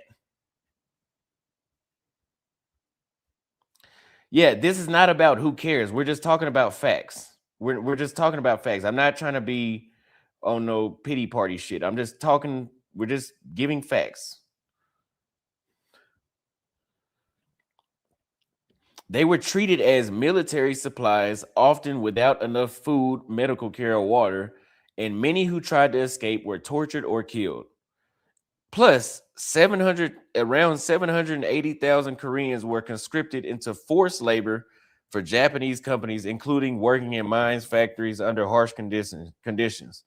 Conditions in places like Hashima Island have been described as living hell for the victims. It sounds like slavery to me, but if you ask some black Americans, that shit didn't happen.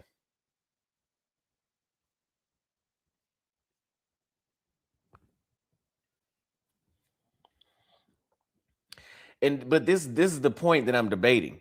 Every society has not had chattel slavery. Okay, my point is y'all are trying to make it seem like chattel slavery was the only brutal slavery that existed. Let's go back to what they just said. Young Korean women being forced to have sex with dozens of Japanese soldiers a day. Is that better than working on a fucking? I think it's just as bad or worse. Is my point. And you black Americans always trying to make it seem like we were the only ones that had something bad happen to us. I mean, we were the only ones that had, y'all are trying to make it seem like the other slaves got to live in a penthouse.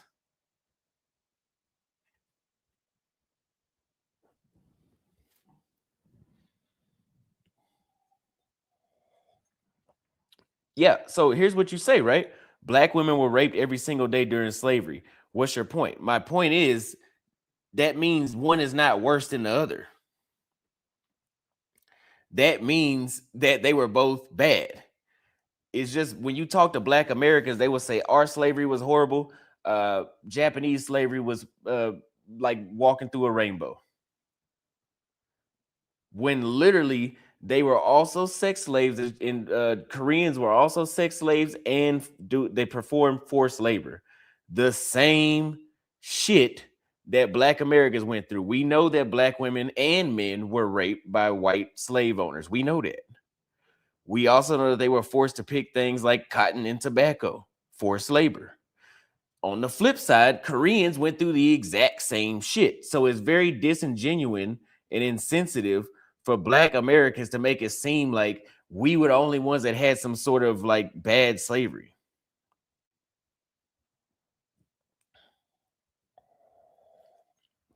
If you talk to a Black American, they don't even know where fucking Korea is at. They ain't never even heard of that shit.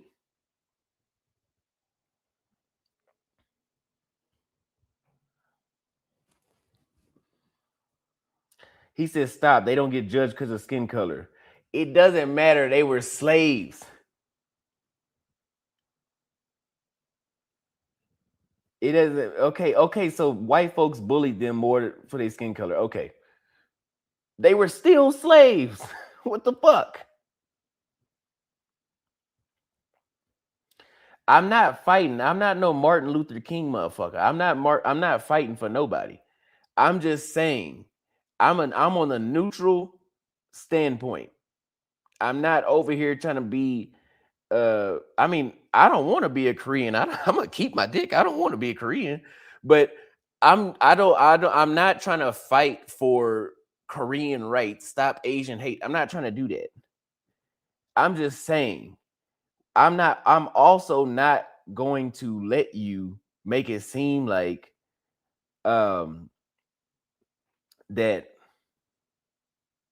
that we are the only ones that have had some sort of struggle. And then on the second part, he said, "I've been to Korea, dude. You're going too far. You were in Korea you were in Korea during World War II? Because that's when this happened."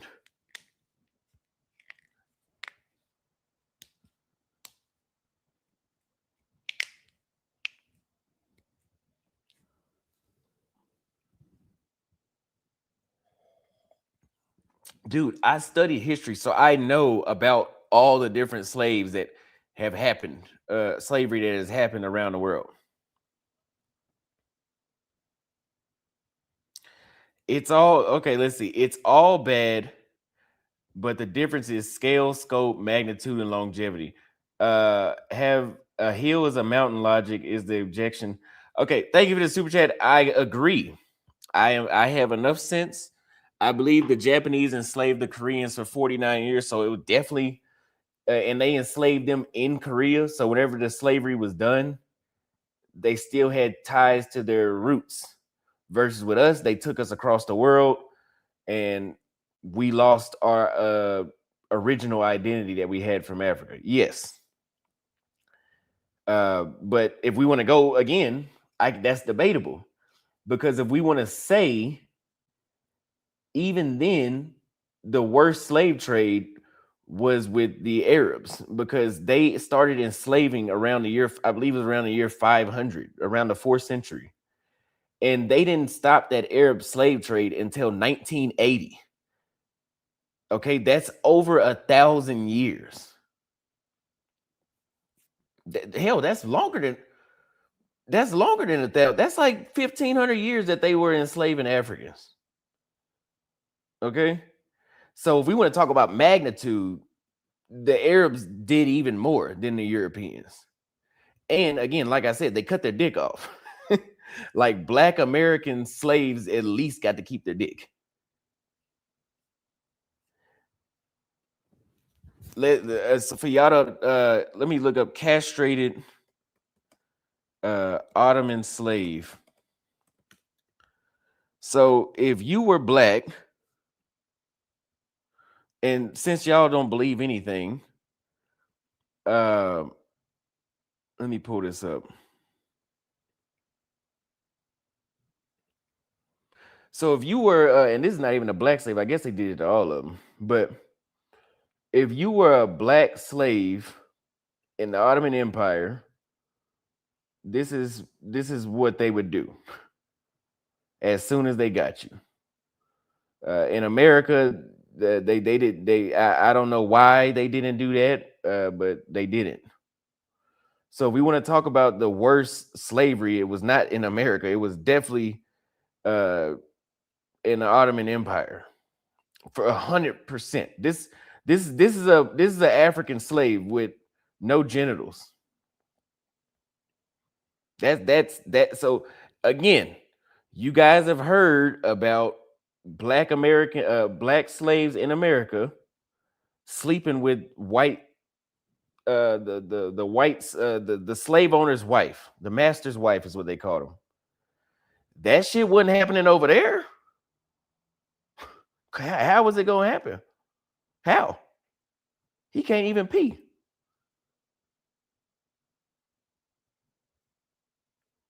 So I don't know. I mean, if you had to pick a time to be a slave, would you be I think I'd rather be a slave in Georgia than Turkey.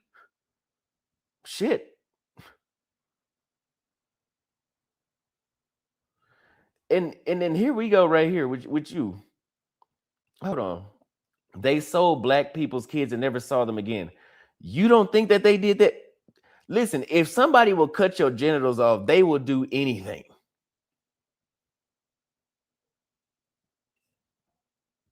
Like, and I see that you said that American slavery was an investment, just like buying livestock. So in the Americas, not even just United States, it was an investment. They were trying to build up their economy by using slavery. They had to take care of slaves. You know, they had to feed you. They wanted you to stay alive. You know, because they wanted you to work. In the Ottoman Empire, they really didn't give a fuck. Like, they didn't care about whether if you lived or died in the Ottoman Empire.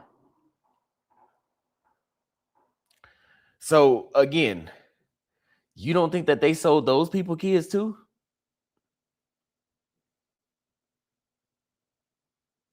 Like, again, we got to stop making it seem like that is the only. I don't know why Black Americans make it seem like we're the only ones that have had something happen to us.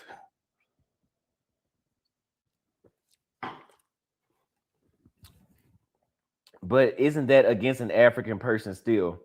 So again, if you believe blacks are Africans, the same people, we have suffered the worst slavery throughout history as a nation. What are you talking about? I'm talking about Black Americans trying that they said that the US chattel slavery was the worst slavery. And I said that Arab slave trades were the worst. And they went on the longest. The Europeans enslaved the Europeans enslaved what was it from like what was it the early 1500s or some shit like that, the early 1500s, and it was European slavery was done by I think 1888 because that's when Brazil liberated their slaves.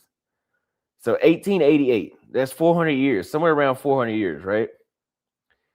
Again, the Arabs taught the Europeans how to enslave Africans, basically. Remember, I told you about Tipu Tip. He was a Muslim from Zanzibar or from that area. And they had been doing that. They had been enslaving blacks since fucking 500, and Mauritania didn't end their slavery until 1980. That is damn near 2,000 years. When did the Arab slave trade start? So they had the bigger impact. If we want to talk like that, okay, it started around the 7th century. It says so. The year 600, around 600, the 7th century. 652. It said it was a key moment. So let's go with 652. Subtract 1980 from 652, and that's how long they enslaved Africans.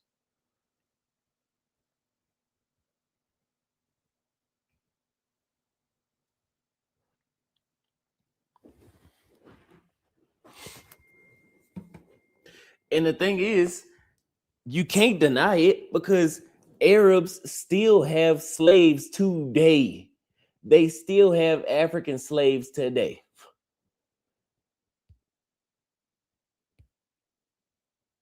So let's not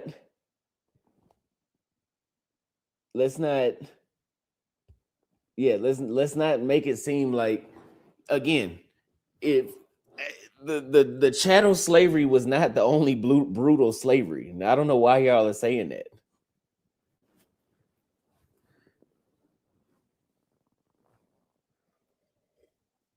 Why do you believe blacks and Africans are the same people? I mean, why do people in Australia look like people in England?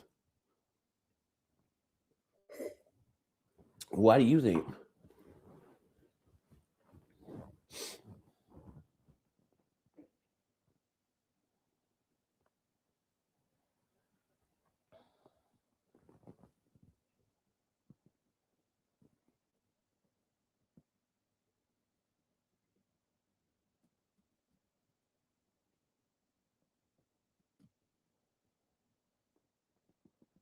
I mean, I'm not gonna give this question too much energy because I've answered it a million times. But I mean, I've been to South America, Europe, Asia, Africa, North America, right?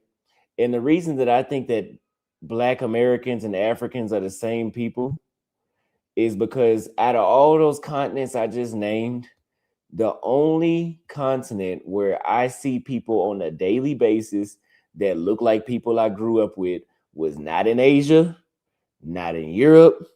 And if it was in South America, it was by other Black people that were already there that were also brought as slaves. So, I mean, it's a rhetorical question. I don't know why. Why do you believe that Black people are not of African descent?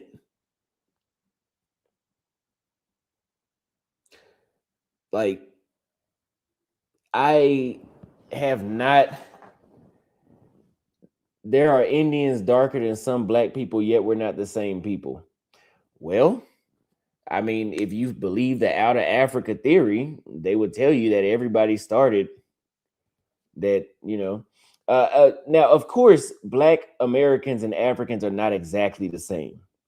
Like, if you look at me, you can tell I have more African descent than anything. But as Black Americans, we have a mix of different African tribes because they didn't try to, oh, well, you got these slaves from the Bantu or you got these slaves from the Ashanti or whatever. Okay, I'm only buying Ashanti. Like, they didn't do that shit. They just bought slaves. It didn't matter if one came from Mozambique and one came from Ghana. So we have a mix of different African. We have a mix of different African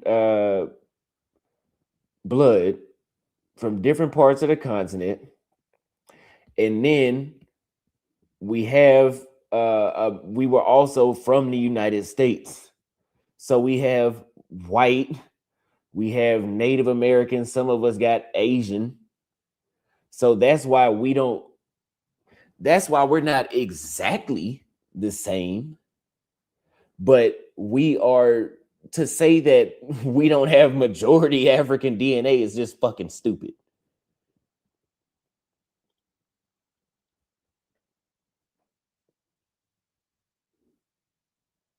Like, really. Like, I mean, so when you look at yourself in the mirror, do you think that you have majority European DNA? Would you say that you have majority Japanese DNA? Or would you say you have majority African DNA? Like, I cannot believe that y'all don't understand that.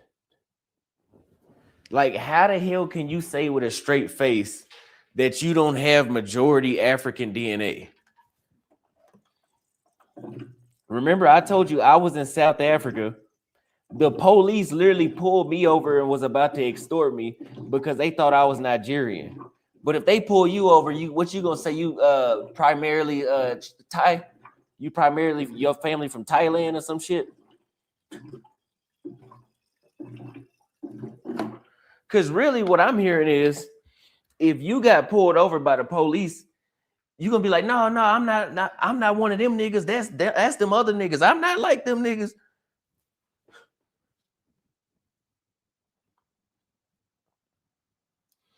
What about the blacks in America, Central West Africa? What about them? I mean, that was only one country, and that was basically an experiment.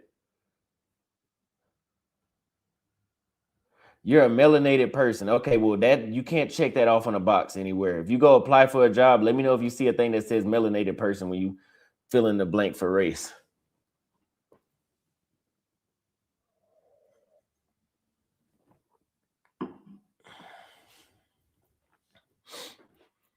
But again, we literally have more similarities with Africans than we do with Europeans. Do you think that you're more related to Donald Trump, President Xi Jinping of China, or do you think you're more related to the Ghanaian president? Which one do you think you're closest to?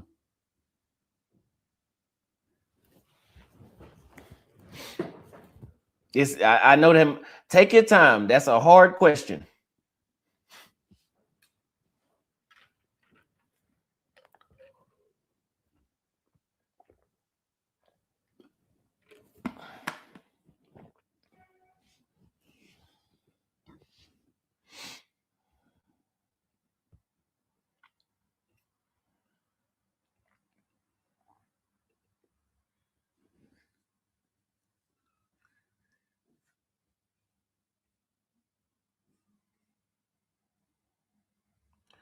So I don't know. Ask ICE, the immigration organization. Ask them what race they think you are.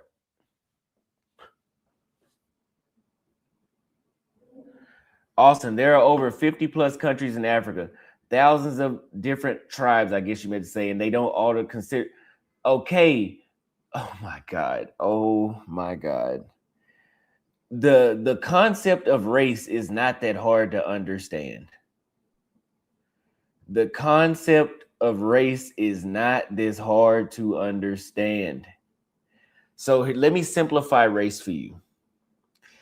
If I put a Thai family in the room, and I put a Kenyan family in the room, and I put a French family in the room, and I put some Aztecs in another room, right? And I say, hey, I need all the black people to come in the other room. Which one of them motherfuckers is gonna know who I'm talking about? Is it the Thai? Is it the French?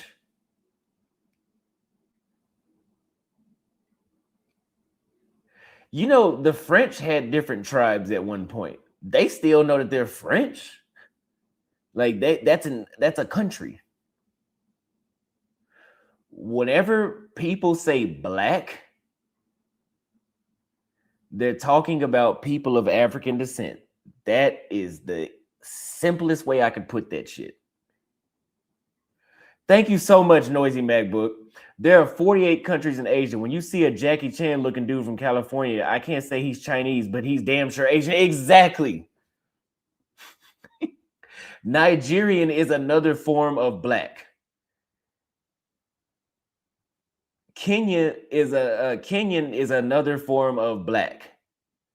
That is a system that they created to simplify, because ain't nobody gonna sit around and figure out every fucking tribe and damn, you not Nigerian, you Igbo. Nigga, that's in Nigeria. I'm not finna remember all these millions of fucking tribes they got running around. Who finna do all that?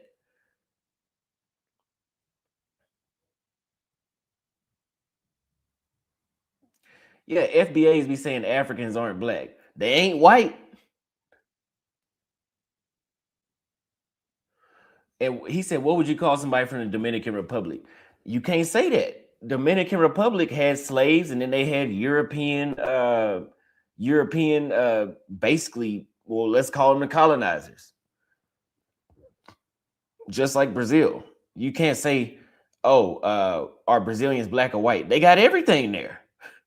They got black Brazilians, Japanese Brazilians, Asian white Brazilians, different types of white Brazilians. They got Italian Brazilians. They got Portuguese Brazilians. Like, they got German Brazilians. Hey, you want to know something?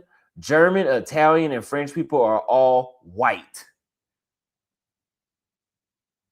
Y'all don't have an issue calling the colonizers white. But when somebody want to lump all African people under one label as black, now it's a problem. So we know that Europeans are white, but all Africans can't be black. Listen, some Africans are literally asteroid black.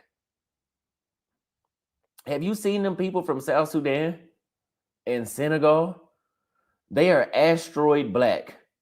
They are literally black.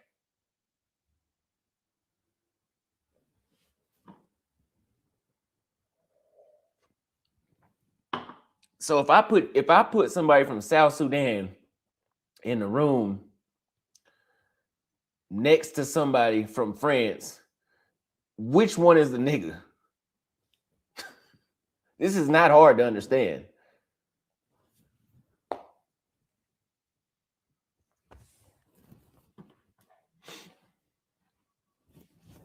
You got one that's asteroid black, one that's pale.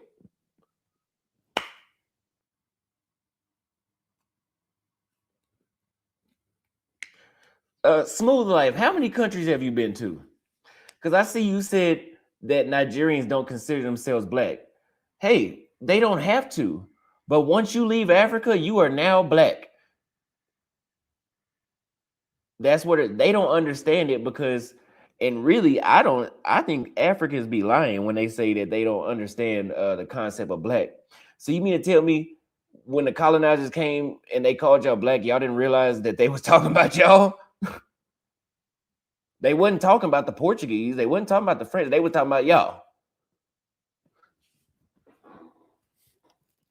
That's why I bet you whenever they had apartheid, they didn't have an issue. Y'all knew y'all was black then. You know, like the not being able to understand the concept of black is just bullshit.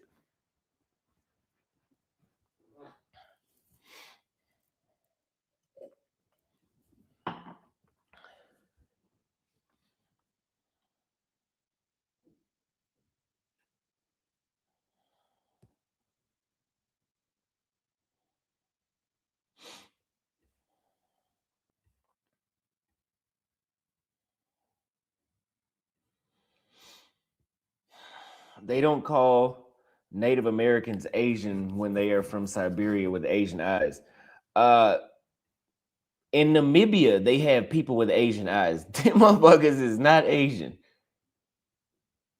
So yes, there are certain features, but that's why they have the outer Africa theory that they believe everybody in the world once came from Africa. That's why we all share certain features, and that Europeans are a different. They something else. Also, if you guys have not became a member for this Sunday's webinar, we're going to be going over ads. We're going to be going over who's black and who's white. No, we're not going to be going over that. But we're going to be going over ads, cold traffic, warm traffic, and how to attract people the proper way through those businesses so you're not wasting money on ads. So it's going to be members only. I won't be doing a whole lot of promotion on this publicly. I'm dropping a link in the chat right here. So back to the stupid conversation. Who cares what others consider you? If you know where your family tree is, that's what trumps everything. Okay, well, go talk to your local Klansman and show him your family tree and see if you're still hanging from a tree. They don't give a fuck about your family tree. Go show your local Klansman your family tree, and I can guarantee you, looking at your photos, Smooth Life, you will be hanging from a tree still. They don't give a damn about that. You are black. Go ask your local Klansman what he thinks. We all got a local Klansman. Go find where he's at.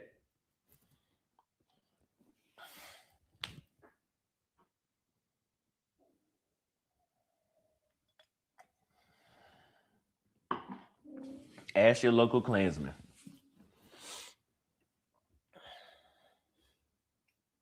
I'm not understanding this.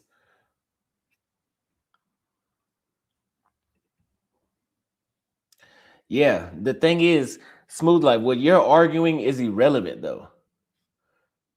You're arguing, what you're arguing is irrelevant.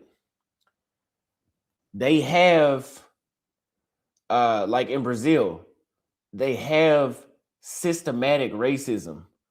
You can't go to no Brazilian talking about, look at my family tree, look at my family tree. You black. You not getting the same opportunities. So it don't matter if you don't like how they perceive you, they still gonna treat you that way. That's the reality that people had to come to. That's why I live in Africa, because I don't have to worry about, well, that's not why, that's one reason why. I don't have to worry about the race shit.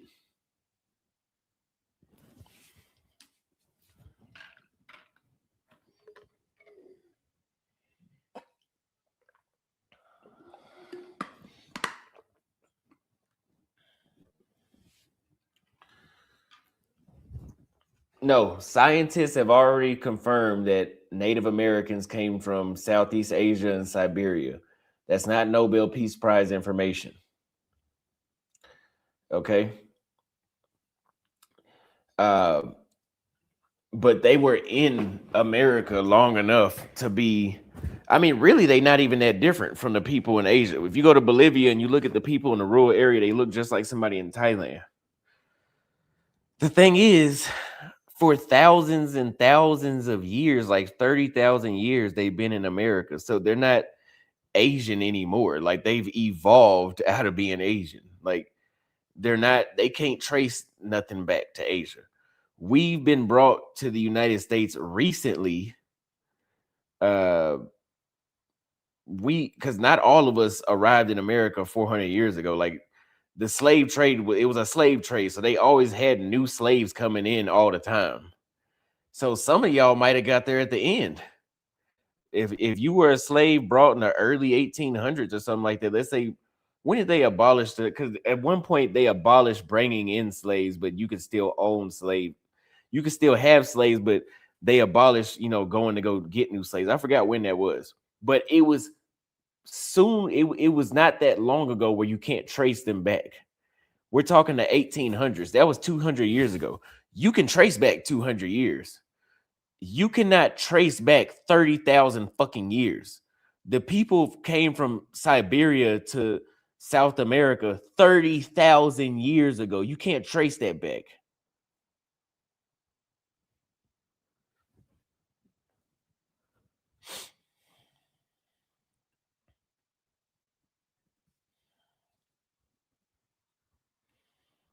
And that's the thing, right? Afro-Brazilians ain't saying this dumbass shit.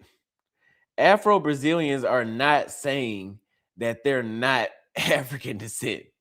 Like, for some reason, they understand that, okay, they had a slave trade, they brought slaves over, that's how I got here.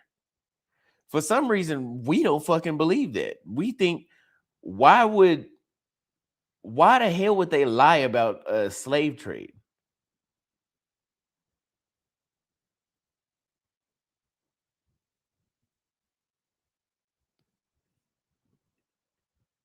Like, why would they lie about that? That's what you really got to ask yourself. Why would they lie about the slave trade?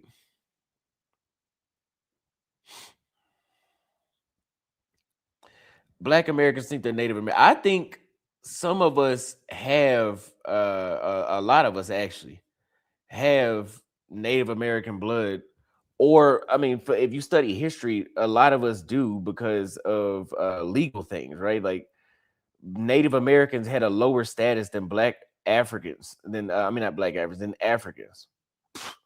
Like you gotta remember, whenever the Europeans got to the Americas, like they pretty much wiped them motherfuckers out. Like they put them on reservations and shit. So they were in a lower position than we were. So they even mixed with us to have it better. So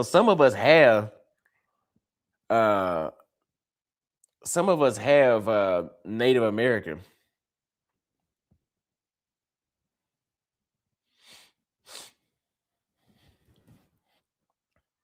So that's we look different because of obvious reasons.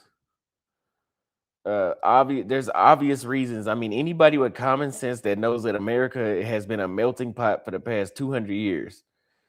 If you put several different European races, several different tribes from Africa, several different Asian immigrants that came over to America, and then you have a Native American population that was already there, obviously a lot of those people are not going to look the same as where they came from. That's why we don't look exactly like Africans.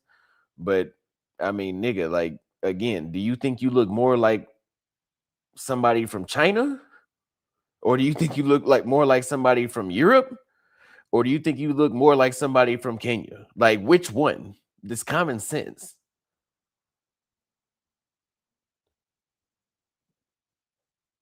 Do you think you look more like an Asian person or more like a European?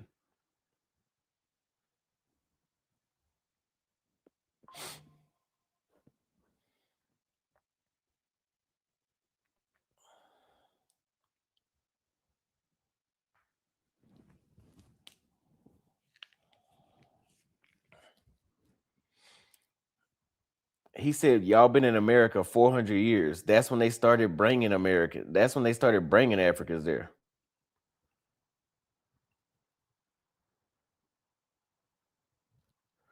Oh, you wanted them Israelites. Okay, well, let's go ahead and squash this. I ain't gonna never win with you. Y'all be on some crazy shit. So y'all be saying the devil is arriving tomorrow and Jesus just jumped over a lake 2 days ago and an angel was in your closet when you open your closet. That's what they be talking about.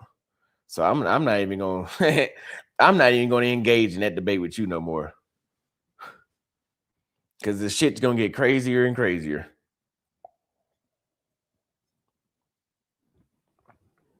Mm-mm.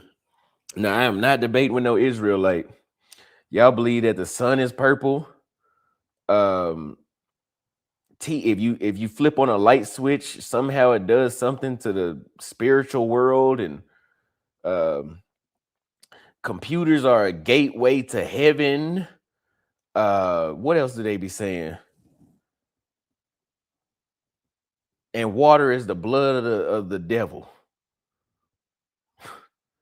I mean, just the that group of people just say the craziest shit. I mean, I'm not gonna engage with that. I'm not gonna engage with that. Mm-mm. Let's go back to arguing about indentured servitude. Let's go back to that. Shit. Yeah. Nah, I mean, he said, "Who said that? Give me three names." Obviously, I'm being sarcastic. I mean, maybe I'm not, because y'all do be saying some crazy stuff. But I'm just saying the stuff that y'all be saying be crazy like that. Obviously, I just came up with that shit off the. I mean, why don't y'all understand sarcasm? That was obviously sarcastic, like obviously. But yeah, nah, I'm not gonna be debating with no Israelites. Mm-mm. Oh, he said Grand Rising, my queen. Yeah, they be saying that shit. Yeah, I'm not going.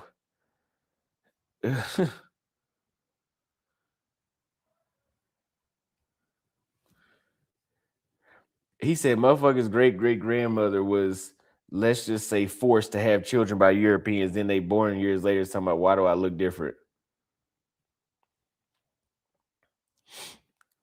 Yeah, no Israelites. We not gonna debate Israelites. It's I, and that explains a lot why you had them crazy ass statements about slavery. Uh, talking about a Korean sex slave is heaven compared to a Black American sex slave. Like the fucking sex slaves. What the fuck is the difference? Like what the fuck? How I I don't know how to do this YouTube shit.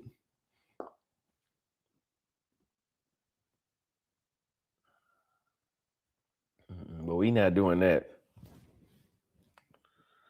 Uh-uh.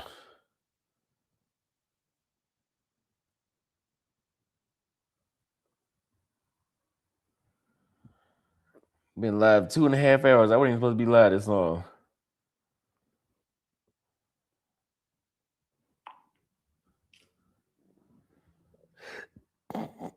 I mean, you didn't say that, but you might as well have said that. Like you were hinting at that. You were hinting at. I'm literally showing you. Uh, I'm literally showing you Arabs that have cut the genitals off of Black slaves, and you like that ain't worse than Black American slavery. And here go my thing with that. Y'all be saying, we not African, we not African. They said they enslaved Africans. They brought Africans over and enslaved them. Then y'all say we not African, we not African. Then y'all say we was the first ones here. So which one is it? Were y'all slaves or not? Because they told us that the Africans were, I'm trying to figure out.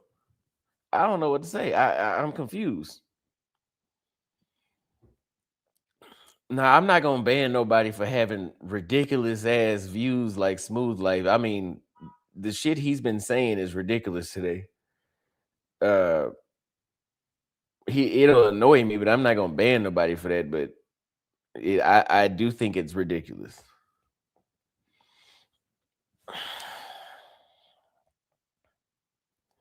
They trying to say we the real Native Americans and they invaded us. And the thing is, so here goes my thing with that Native American shit. And I'm telling you, I have Native American blood for sure. But when we talk about, because their arguments are weak, right? Because I say, oh, okay, they say we're Native Americans. Okay, so y'all are Native Americans, and why are you not on a reservation? Have you been to a reservation? The Native Americans are on reservations.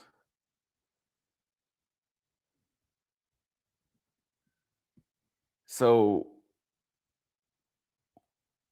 why are you not on a reservation? And then I say, okay, well, if you are also a descendant of a slave and you claim that you're Native American, why the hell did they bring slaves from Africa there? And you know what they'll say? They'll say something like, oh, well, the Native Americans were from the America, so they couldn't enslave them. That is the dumbest shit you can say. I just told y'all the Japanese literally enslaved the Koreans in Korea. You're talking about being a slave. These people are holding you at gunpoint. I don't give a fuck about how many rocks you know. You can know all the rocks in your neighborhood. You can still be a slave. You getting held at gunpoint. So that's not a good enough argument.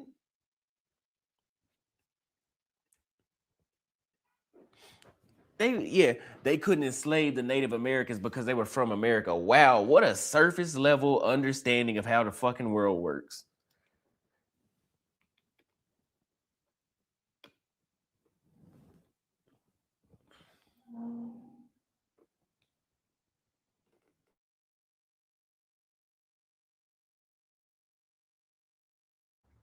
And here goes smooth life again.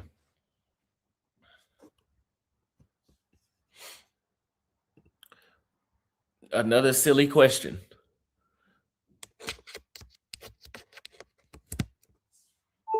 Why do Nigerians or Kenyans or South Africans not consider themselves black? Well, South Africans do consider themselves black. Apartheid taught them that they were black. They not on that bullshit. If you go up to a white South African and a black South African and you say which one of y'all is black, they both know. They just went through their own form of Jim Crow. So they not on that dumb shit. Second, Nigerians or Kenyans, they don't consider themselves black because it's ignorance. They don't know. Any Kenyan or Nigerian that has went to another country understands if they've been to the United States, they understand the concept of black. It's only black Americans that don't understand that.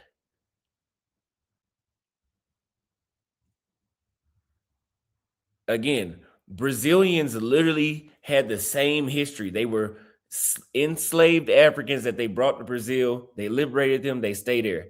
They don't have these conversations.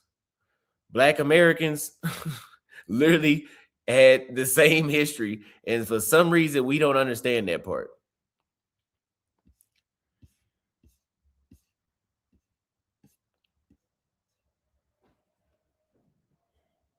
And that's because in Nigeria and Kenya, they're in a black country, so they don't understand the concept of black because they've only grew up around black people. So they go to a different level and they narrow it down by tribe. Or you're Kikuyu, or you're Luo, or you're Lua. We don't have black American tribes. We don't know that. We don't have that idea. Our identity doesn't go that deep. So we have a, hey, are you black or not? Like we do, but for them, they don't understand that because they've always went through tribes.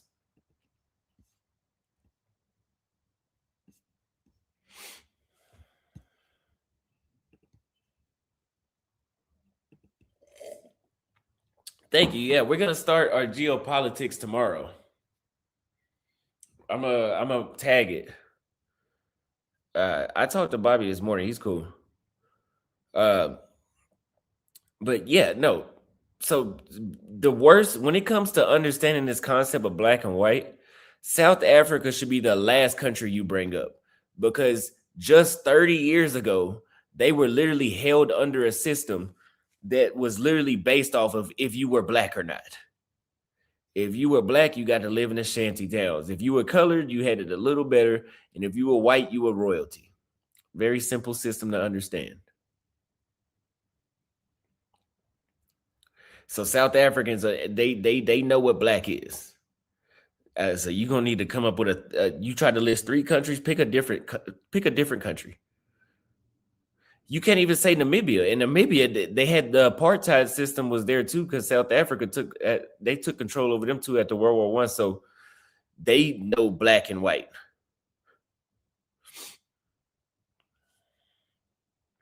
Digital nomad, leave the live stream if you don't like it. We're not gonna sit here and talk about women and shit all the time.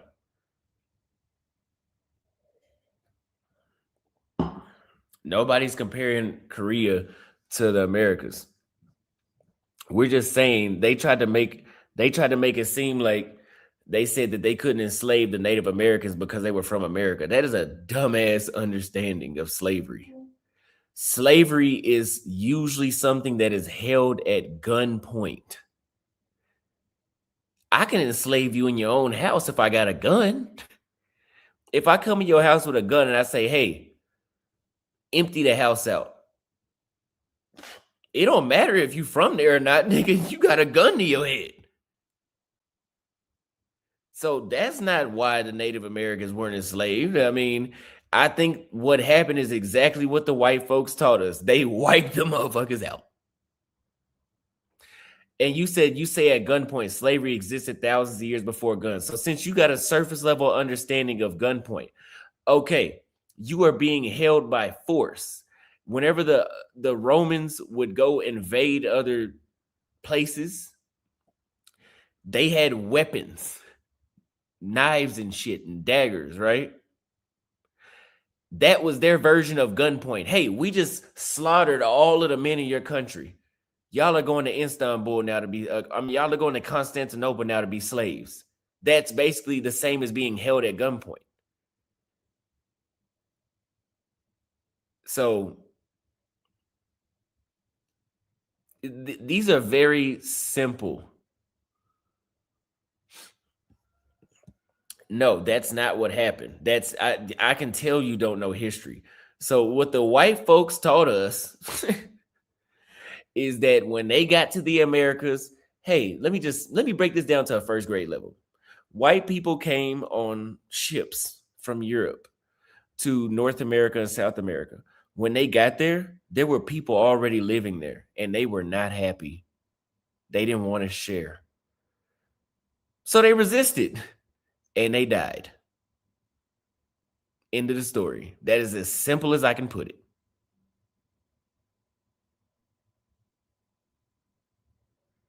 That's why they were not as successful as enslaving the Native Americans, because they were like, fuck y'all, we're not giving up our land. So they had to kill them. This is surface level fourth grade information. Fourth grade information. And now that we're having this issue, now I think y'all see why there's so many trolls in the comments.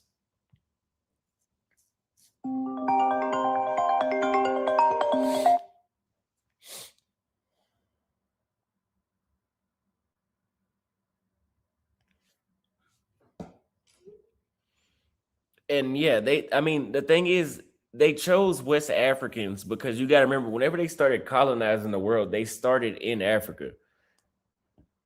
For example, the reason that they colonized the world was because they went hold on, let me they went to the Ottoman Empire had blocked off the Silk Road, or the things that they had the Silk Road. So they wanted to find another way to get to India and China, right? And yes, they had Indian slaves, but it wasn't enough. Obviously, it wasn't enough of them because too many of them were resisting. The Native Americans were very, very violent. That's why they didn't do that with them. They wanted to go to India, but the Ottomans were putting too much of tax and shit like that. So they said, okay, well, we can go around them. So the Portuguese started and they went through Africa. They started in West Africa. That's how they found the Azores Islands. Then they found Cape Verde. Then they found the modern day Guinea-Bissau. Then they went to Sao Tome. Then they went to Angola. If you follow the Portuguese colonies, they go in the same line that they went. Then they went to Angola. Then they went to Mozambique. Then they went to Mombasa. Then they went to Zanzibar, then Mombasa. Then they went to Oman. And then they went to Portuguese Goa in India. And then they continued, and then eventually they found the Americas. So they already had colonies in Africa. They already had colonies in Africa, and you have Africans that like to sell out their own people. So when they were in Angola, we just found Brazil. We need you to get your people. We need you to get those people, and we'll trade guns, or we'll trade whatever they traded with them, and we gonna ship them to Brazil. I mean, the stories that they told us make a lot of fucking sense. Like, it's not to say that it went the other way is like, just, you have to be giving yourself a headache.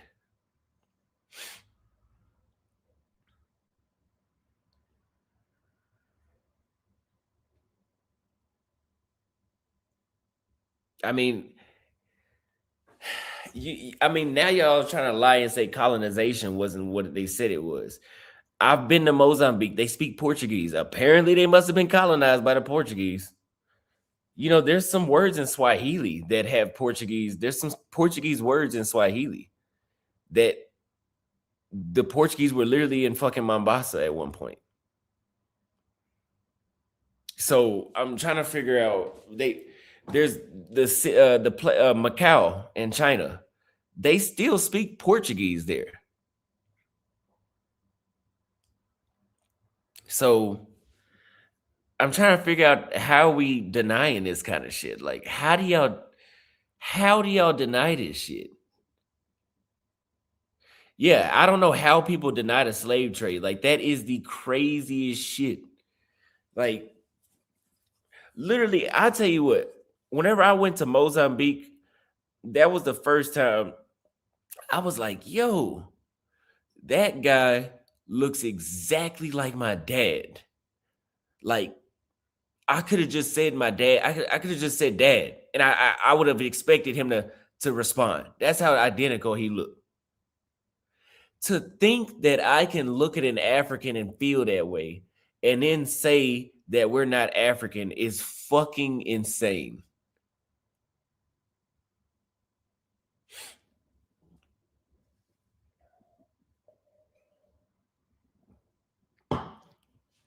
Like, I didn't have nobody that I seen in Brazil or Europe or Asia that made me feel that way. Yeah, like, yeah, they say, yeah. And here's the thing. If you go to Ghana and Nigeria, not Nigeria, Senegal, they aren't denying the slave trade. They are literally saying, yes, we sold y'all. And we're saying, no, I don't know what Africa is. Y'all didn't sell us. Why the fuck? See, how are the Africans? I don't know.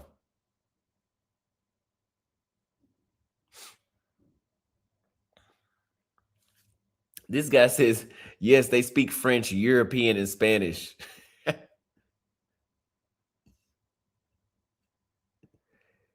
Smooth Life, how many countries have you been to? And I've been to Brazil. I've been to 7 cities in Brazil, dude. I'm telling you, I never seen nobody look like my dad. But if I did, it would make sense because they had African slaves. That's the point we're making.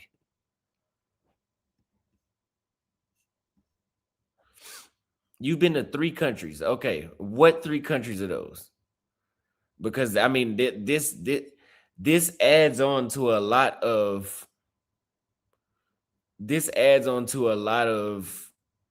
like,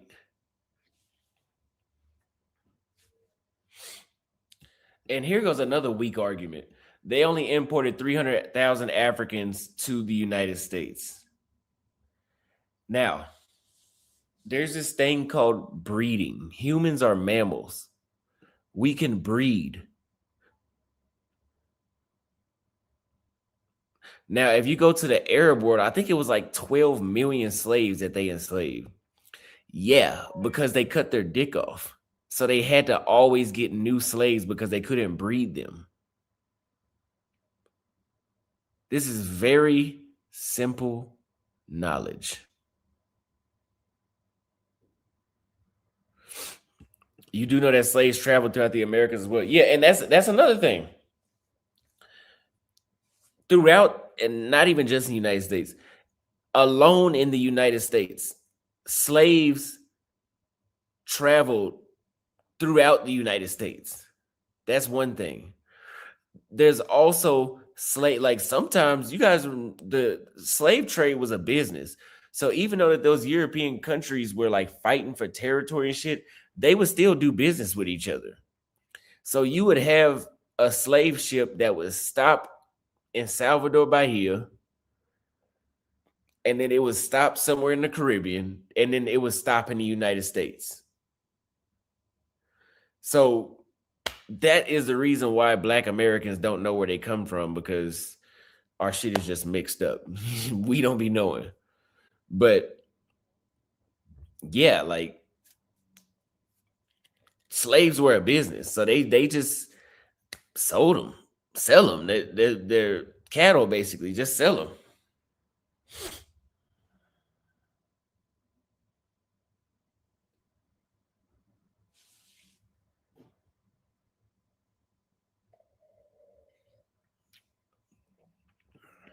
Listen, yes, there was some Native American slaves. There were also Native Americans that enslaved white Americans and African slaves. Like there were Native Americans that enslaved the colonizers and the colonizers' slaves as well. And they said that the Native American slavery was like worse than the fucking white folks. Now that could be propaganda, but I mean, it could not be. I don't know. I wasn't alive then, but so I can't tell you what the experience was like. Prisoners of war, yeah. And Native Americans did a lot of that. Prisoners of war.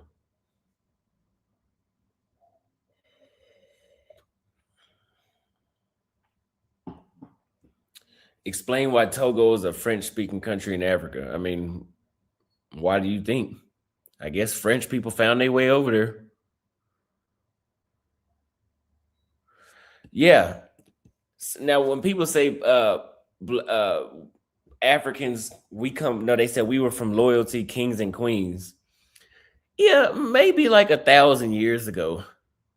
But the history that I learned and that I can see with my own two eyes, like the white folks told us when they went to Nigeria, they told them like, "Hey, if y'all don't give up this land, we finna bomb the shit out of this city."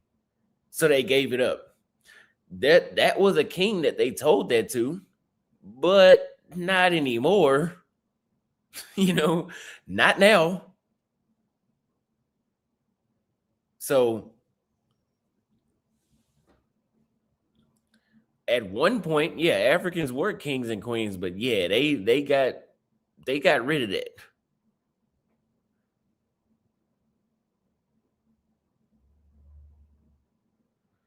Yeah, he said Berlin Conference 1884. I mean, I think he was asking that question to be condescending. Like to ask somebody why do they speak French is like crazy.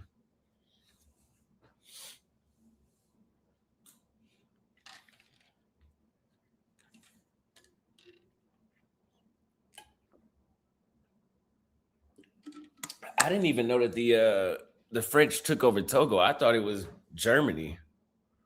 I know in Germany lost their colonies, so I don't know. Well, I didn't think it was the French. I thought it was the English for some reason.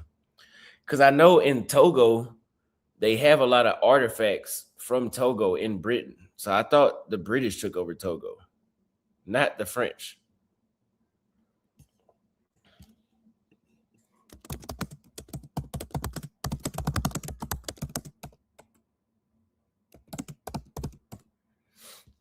Oh, it's French. Okay, well maybe it's maybe I'm thinking of something else then. What country am I thinking of?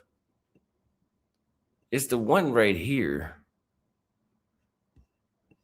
Let me see what country it is.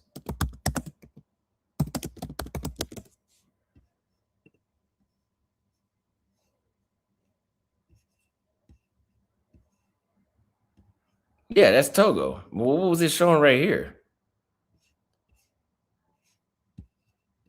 Let me see. Who colonized? I thought it was the British and the Germans. Germany first, and then they partitioned it to France after World War II, and then the British got it and put it in Ghana. That's what I was thinking of. Okay, well, I guess they split up Togo.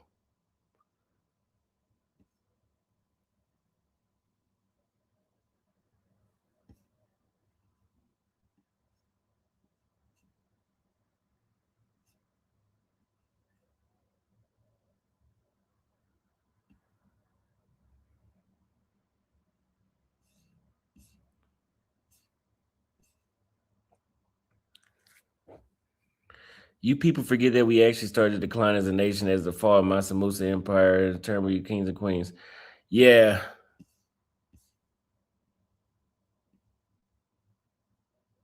Okay, dude. Nobody's even talking about this shit anymore. I've been seeing you leave comments and comments, bro. We're not talking about that.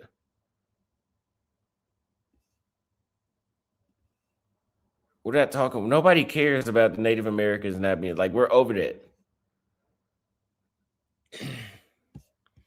The Native Americans were not fully enslaved because they resisted. That's like the easiest answer I can give you. Maybe there's more to that, but I do know that the white people wrote many stories about how they tried to enslave them and they wouldn't give up. So they started killing them. And at one point, I mean, they were allies with the Native Americans. Like at one point, the Europeans used to use the Native Americans to divide and conquer. You ever heard like the French and Indian War, where the Native Americans took sides with the English to fight against, or the Americans to fight against the French in Canada and shit? Like, yeah, like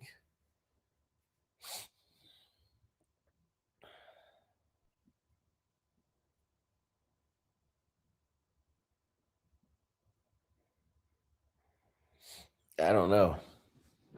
I don't know what to say, man. Y'all trying to call the history whitewash. It's like,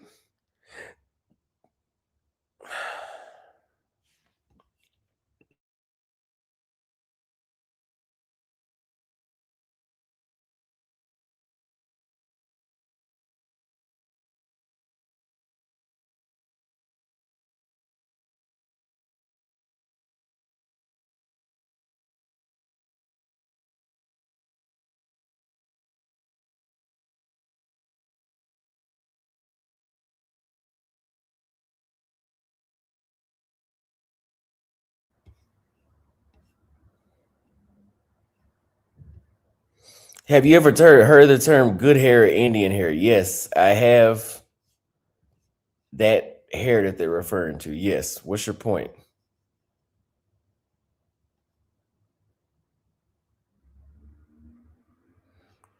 No, my history is not whitewash. It just makes sense. The history that y'all are talking about doesn't make sense. Like we can look around us and see that what they taught us in school makes sense. The shit y'all be saying is not even like you can't even look around and like judge it based off what you see on a daily basis around the world. I mean, but again, do you know what the Soviet Union was? If you don't know what the Soviet Union was, then I can't debate you. Because I debate history stuff with people, and then I'll ask them, okay, what was the Soviet Union? And they'll be like, I don't know what that is. Well, so you don't know why the space race happened, the arms race, the nuclear race, the Vietnam, Cambodia, Laos, the Korean War, the coups that were overthrown all around the world. You don't know why none of that shit happened. The Soviet Union. So whenever people don't know what the Soviet Union is, I'm like, well, how can I debate you on anything if you don't know why millions of people have died in wars in the last 50, 60 years, you know?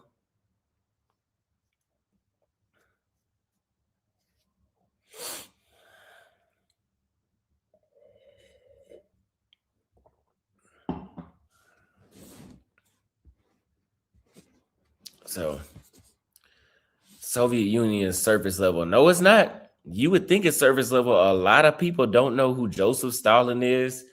They don't know who Vladimir Lenin is. They don't know who George Washington. They don't know any of them.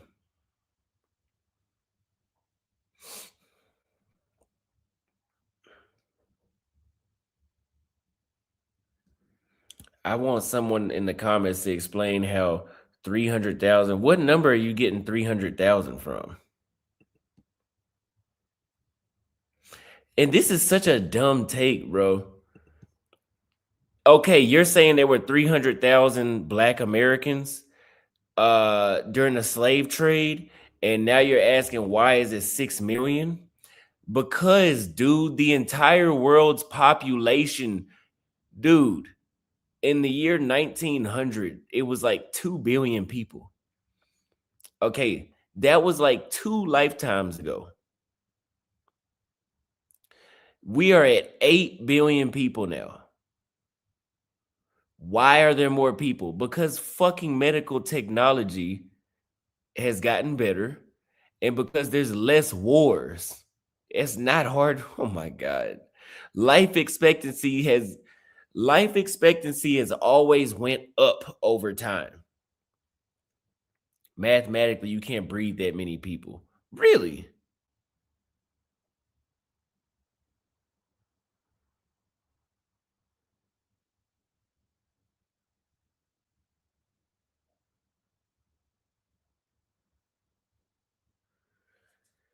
So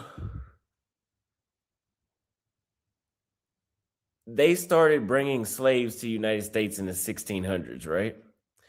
And you're asking how would that number go from 300,000 to 6 million in 400 years? Really? Are you fucking serious? And I'm not talking about from 1619 to 1865. I said from the year 1900. From 1900 to now, we've added like 6 billion people to the planet in 100 years, 125 years. Like, where is your mind at to think that in 400 years, one group of people can't grow from 300,000 to 6 million? Like, that is insane. I mean, I don't know. Some people have triplets, some people have twins. I mean, I don't know how else to break it down, bro. I mean, 400 years is a long time to breed people, bro. A long, long time. I'll be right back. Here goes another dumbass comment. He said 400 years, America is only 249 years old. Yes, the British colony, the 13 colonies had slaves. That's where the other 200 plus years goes.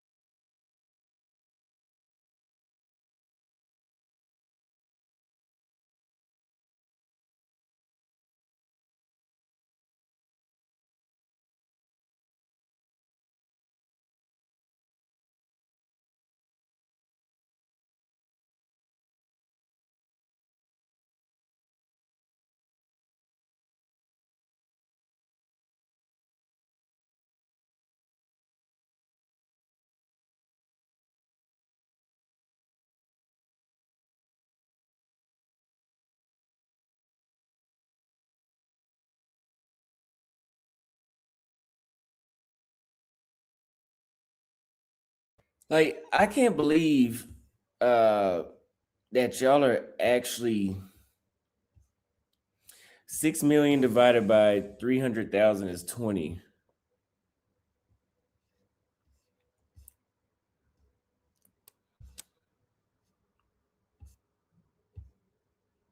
Slavery was only in America for 246 years. Yeah, 246 plus 1619 is not 2000 or it's not 1880 1865. Or is it? Wait, shit. Oh shit. Okay, I am wrong about that. 400 years though. I was talking about 400 years from when the first slaves got here cuz he said they only imported 300,000 slaves. But he's asking why did it grow to 6 million people? And I said in 400 years, uh yeah, like I mean that's just that sounds about right for that amount of growth to happen at that time.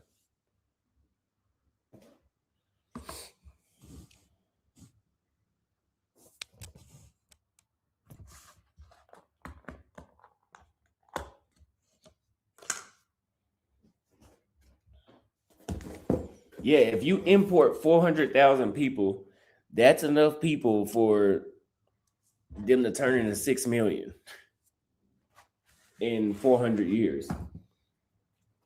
Bro, China, bro, literally what was it? In 1950, China had like 800 million people, I think. They're basically damn near double that right now. So that was just 70 years ago. What are you talking about?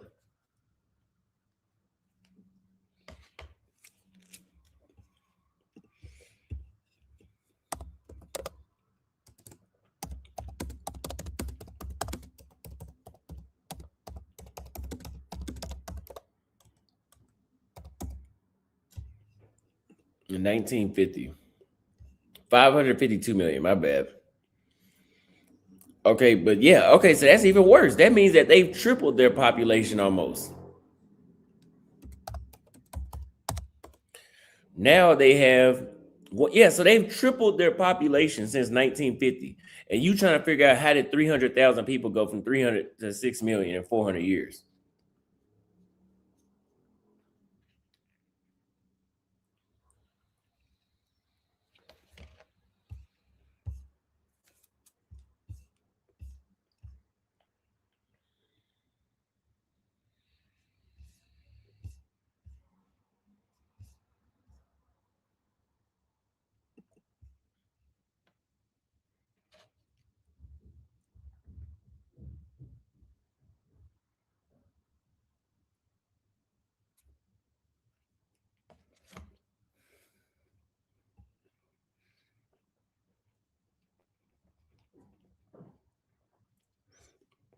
Look, your argument is defeated with this China example.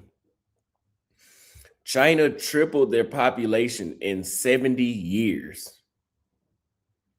75 years, they tripled their population by damn near a billion people. Like they added a billion people to China in 75 years. And you stuck on how the hell 300,000 people turned to 6 million in 20. You see how dumb we are? So black people think that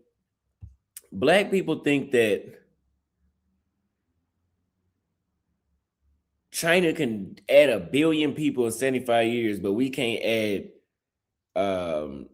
what is it, 5,700,000 in 400 years. Make it make sense, bro.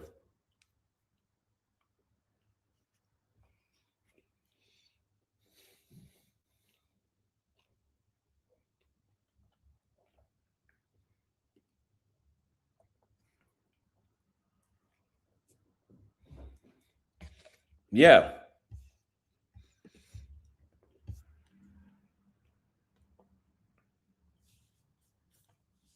300,000 was brought from Africa to the Americas. But yeah, when they got here, they breeded them and they sold them around the Americas. Like the slaves had babies.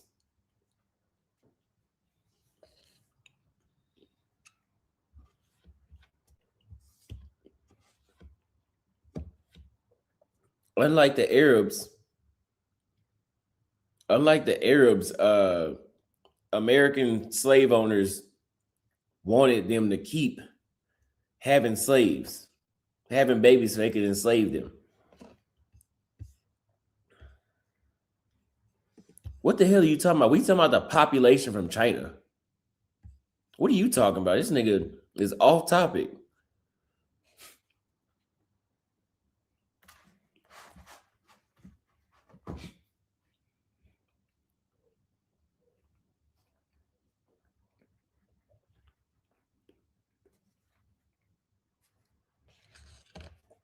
Yeah, like this is common sense.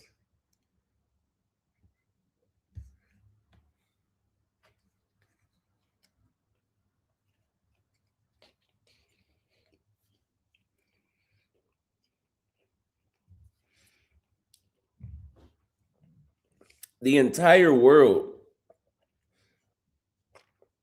has like at least went up 5 times in the population. Like, what was the population like of?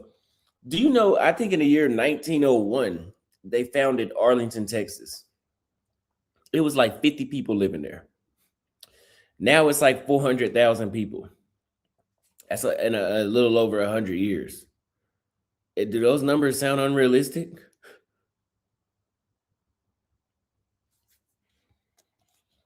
What was the population of the United States from 1950 to now?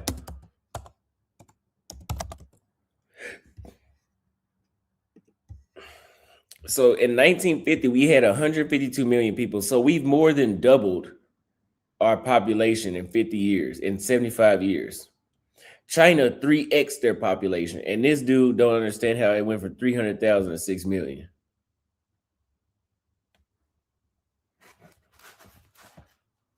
Make it make sense, bro. And here's another dummy. Here's another. You believe the slave ship story with zero evidence. The white folks told us slaves were cargo. So once they banned slavery, they just rebranded the ships and carried different cargo. They went from carrying humans to carrying tobacco. Not that hard to understand.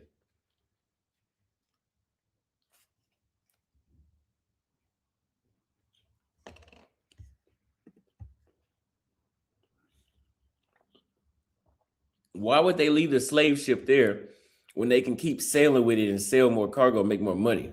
They're not going to leave no evidence because they used it to make more money.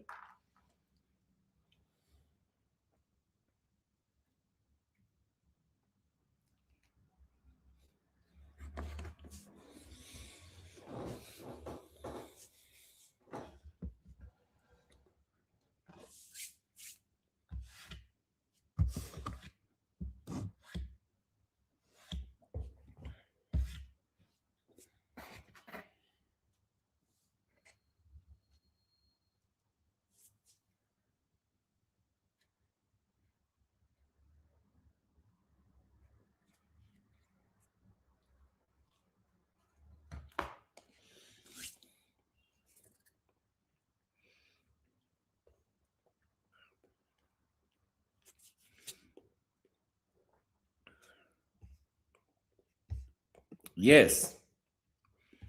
Yes, so many people are crowded on ships.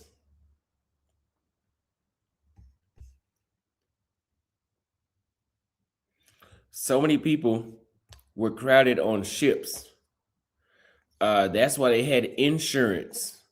And I went to Senegal and they showed us, I did a video, it's on YouTube. They showed us that they prepared those slaves to take that journey and they would stack dozens of them in one small room. So that way they wouldn't be in a state of shock when they put them on the boat. Because if they just caught them off out of their village and then just threw them directly on the boat, half of them would die because they wouldn't be able to handle it. So they showed us, Black Africans showed us, they put them in these little rooms for months and then they put them on the boat. They got them acclimated the same way you get a fish acclimated to water.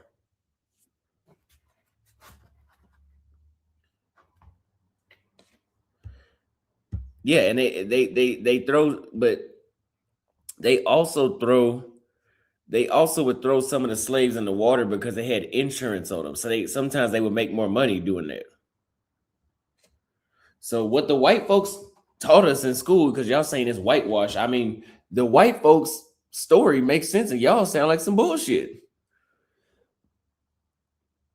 Like the stories that, like, for example, they want to say that the white folks went into Ghana and ran into the bush hunting down slaves when they were outnumbered Probably fucking 20-1.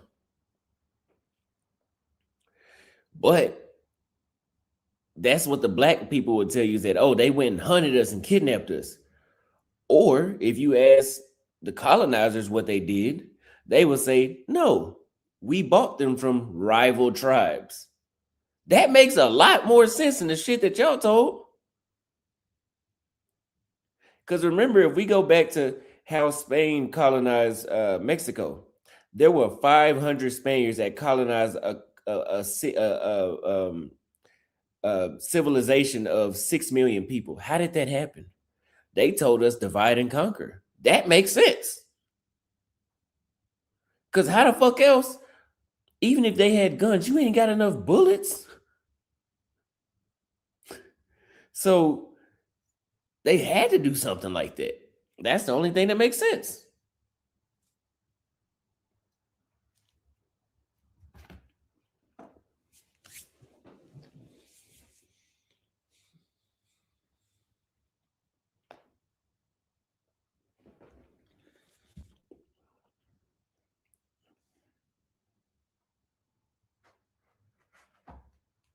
A lot of people were tricked into slavery. Yeah, that makes more sense than what some black Americans will tell you, is that the white folks went into Africa and marched through the fucking jungle and kidnapped people and brought them back. They would have been slaughtered if they tried that shit. No, what they did is exactly what they said. They went in there, they got cool with some of the tribes, and then they pinned them against each other and started buying them, and then they took over all of them.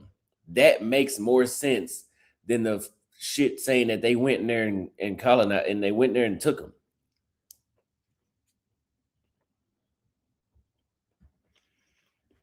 Like, imagine this. Imagine if you're in high school. Two kids come from a different high school and they're able to beat everybody up with their own fist.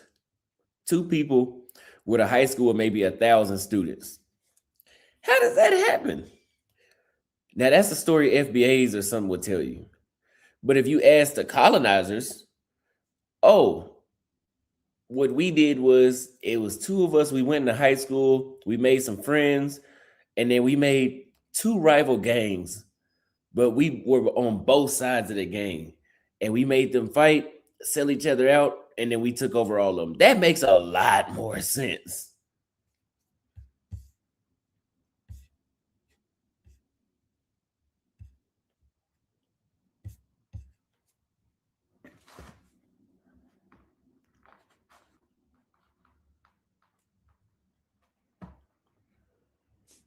And the thing is, you have to believe them, because if you come to Africa today,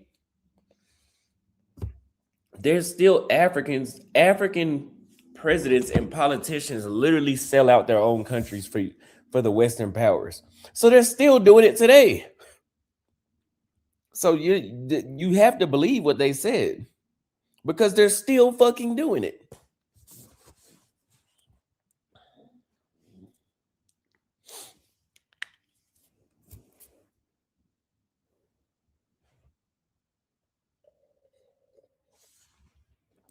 Again, the fact stands true. Africans sold out other Africans, and they're still doing it today.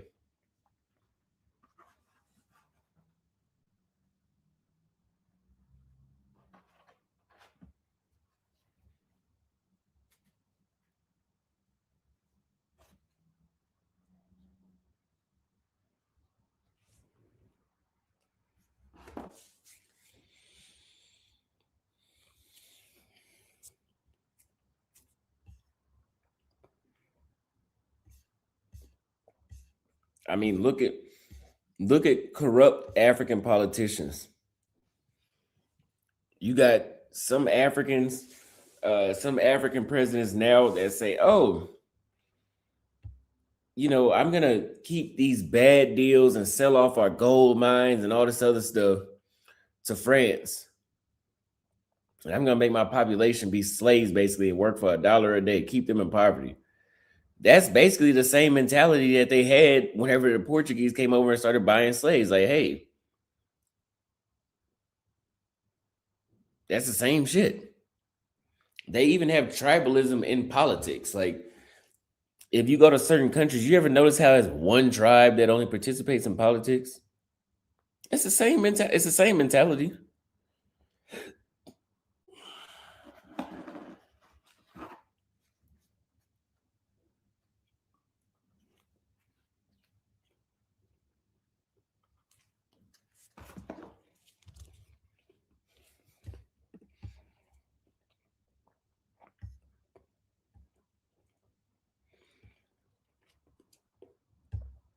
Yeah, I mean, it's common sense with that growth thing. Like, yeah, Nigeria is almost at 200 million people, one of the most populated countries in the world. And just 100 years, less than 100 years ago, it was more people living in Texas than Nigeria. So, or Texas now than Nigeria. Yeah. So to not understand how the population can grow is like dumb as hell. That's 10x. That's 10 times the amount. And um in like 65 years or some shit.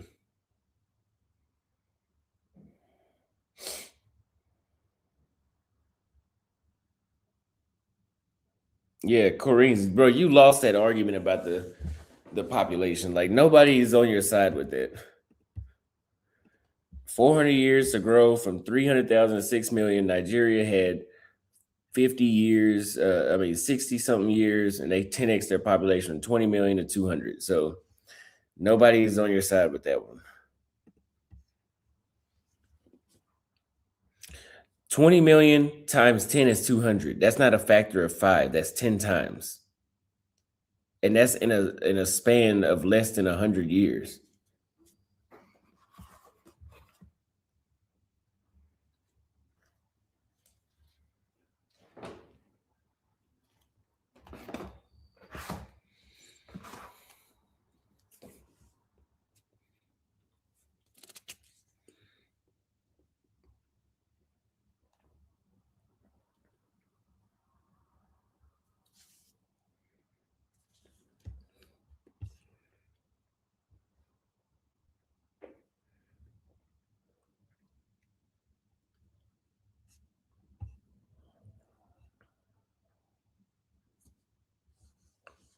Yeah, Diddy sold black people up.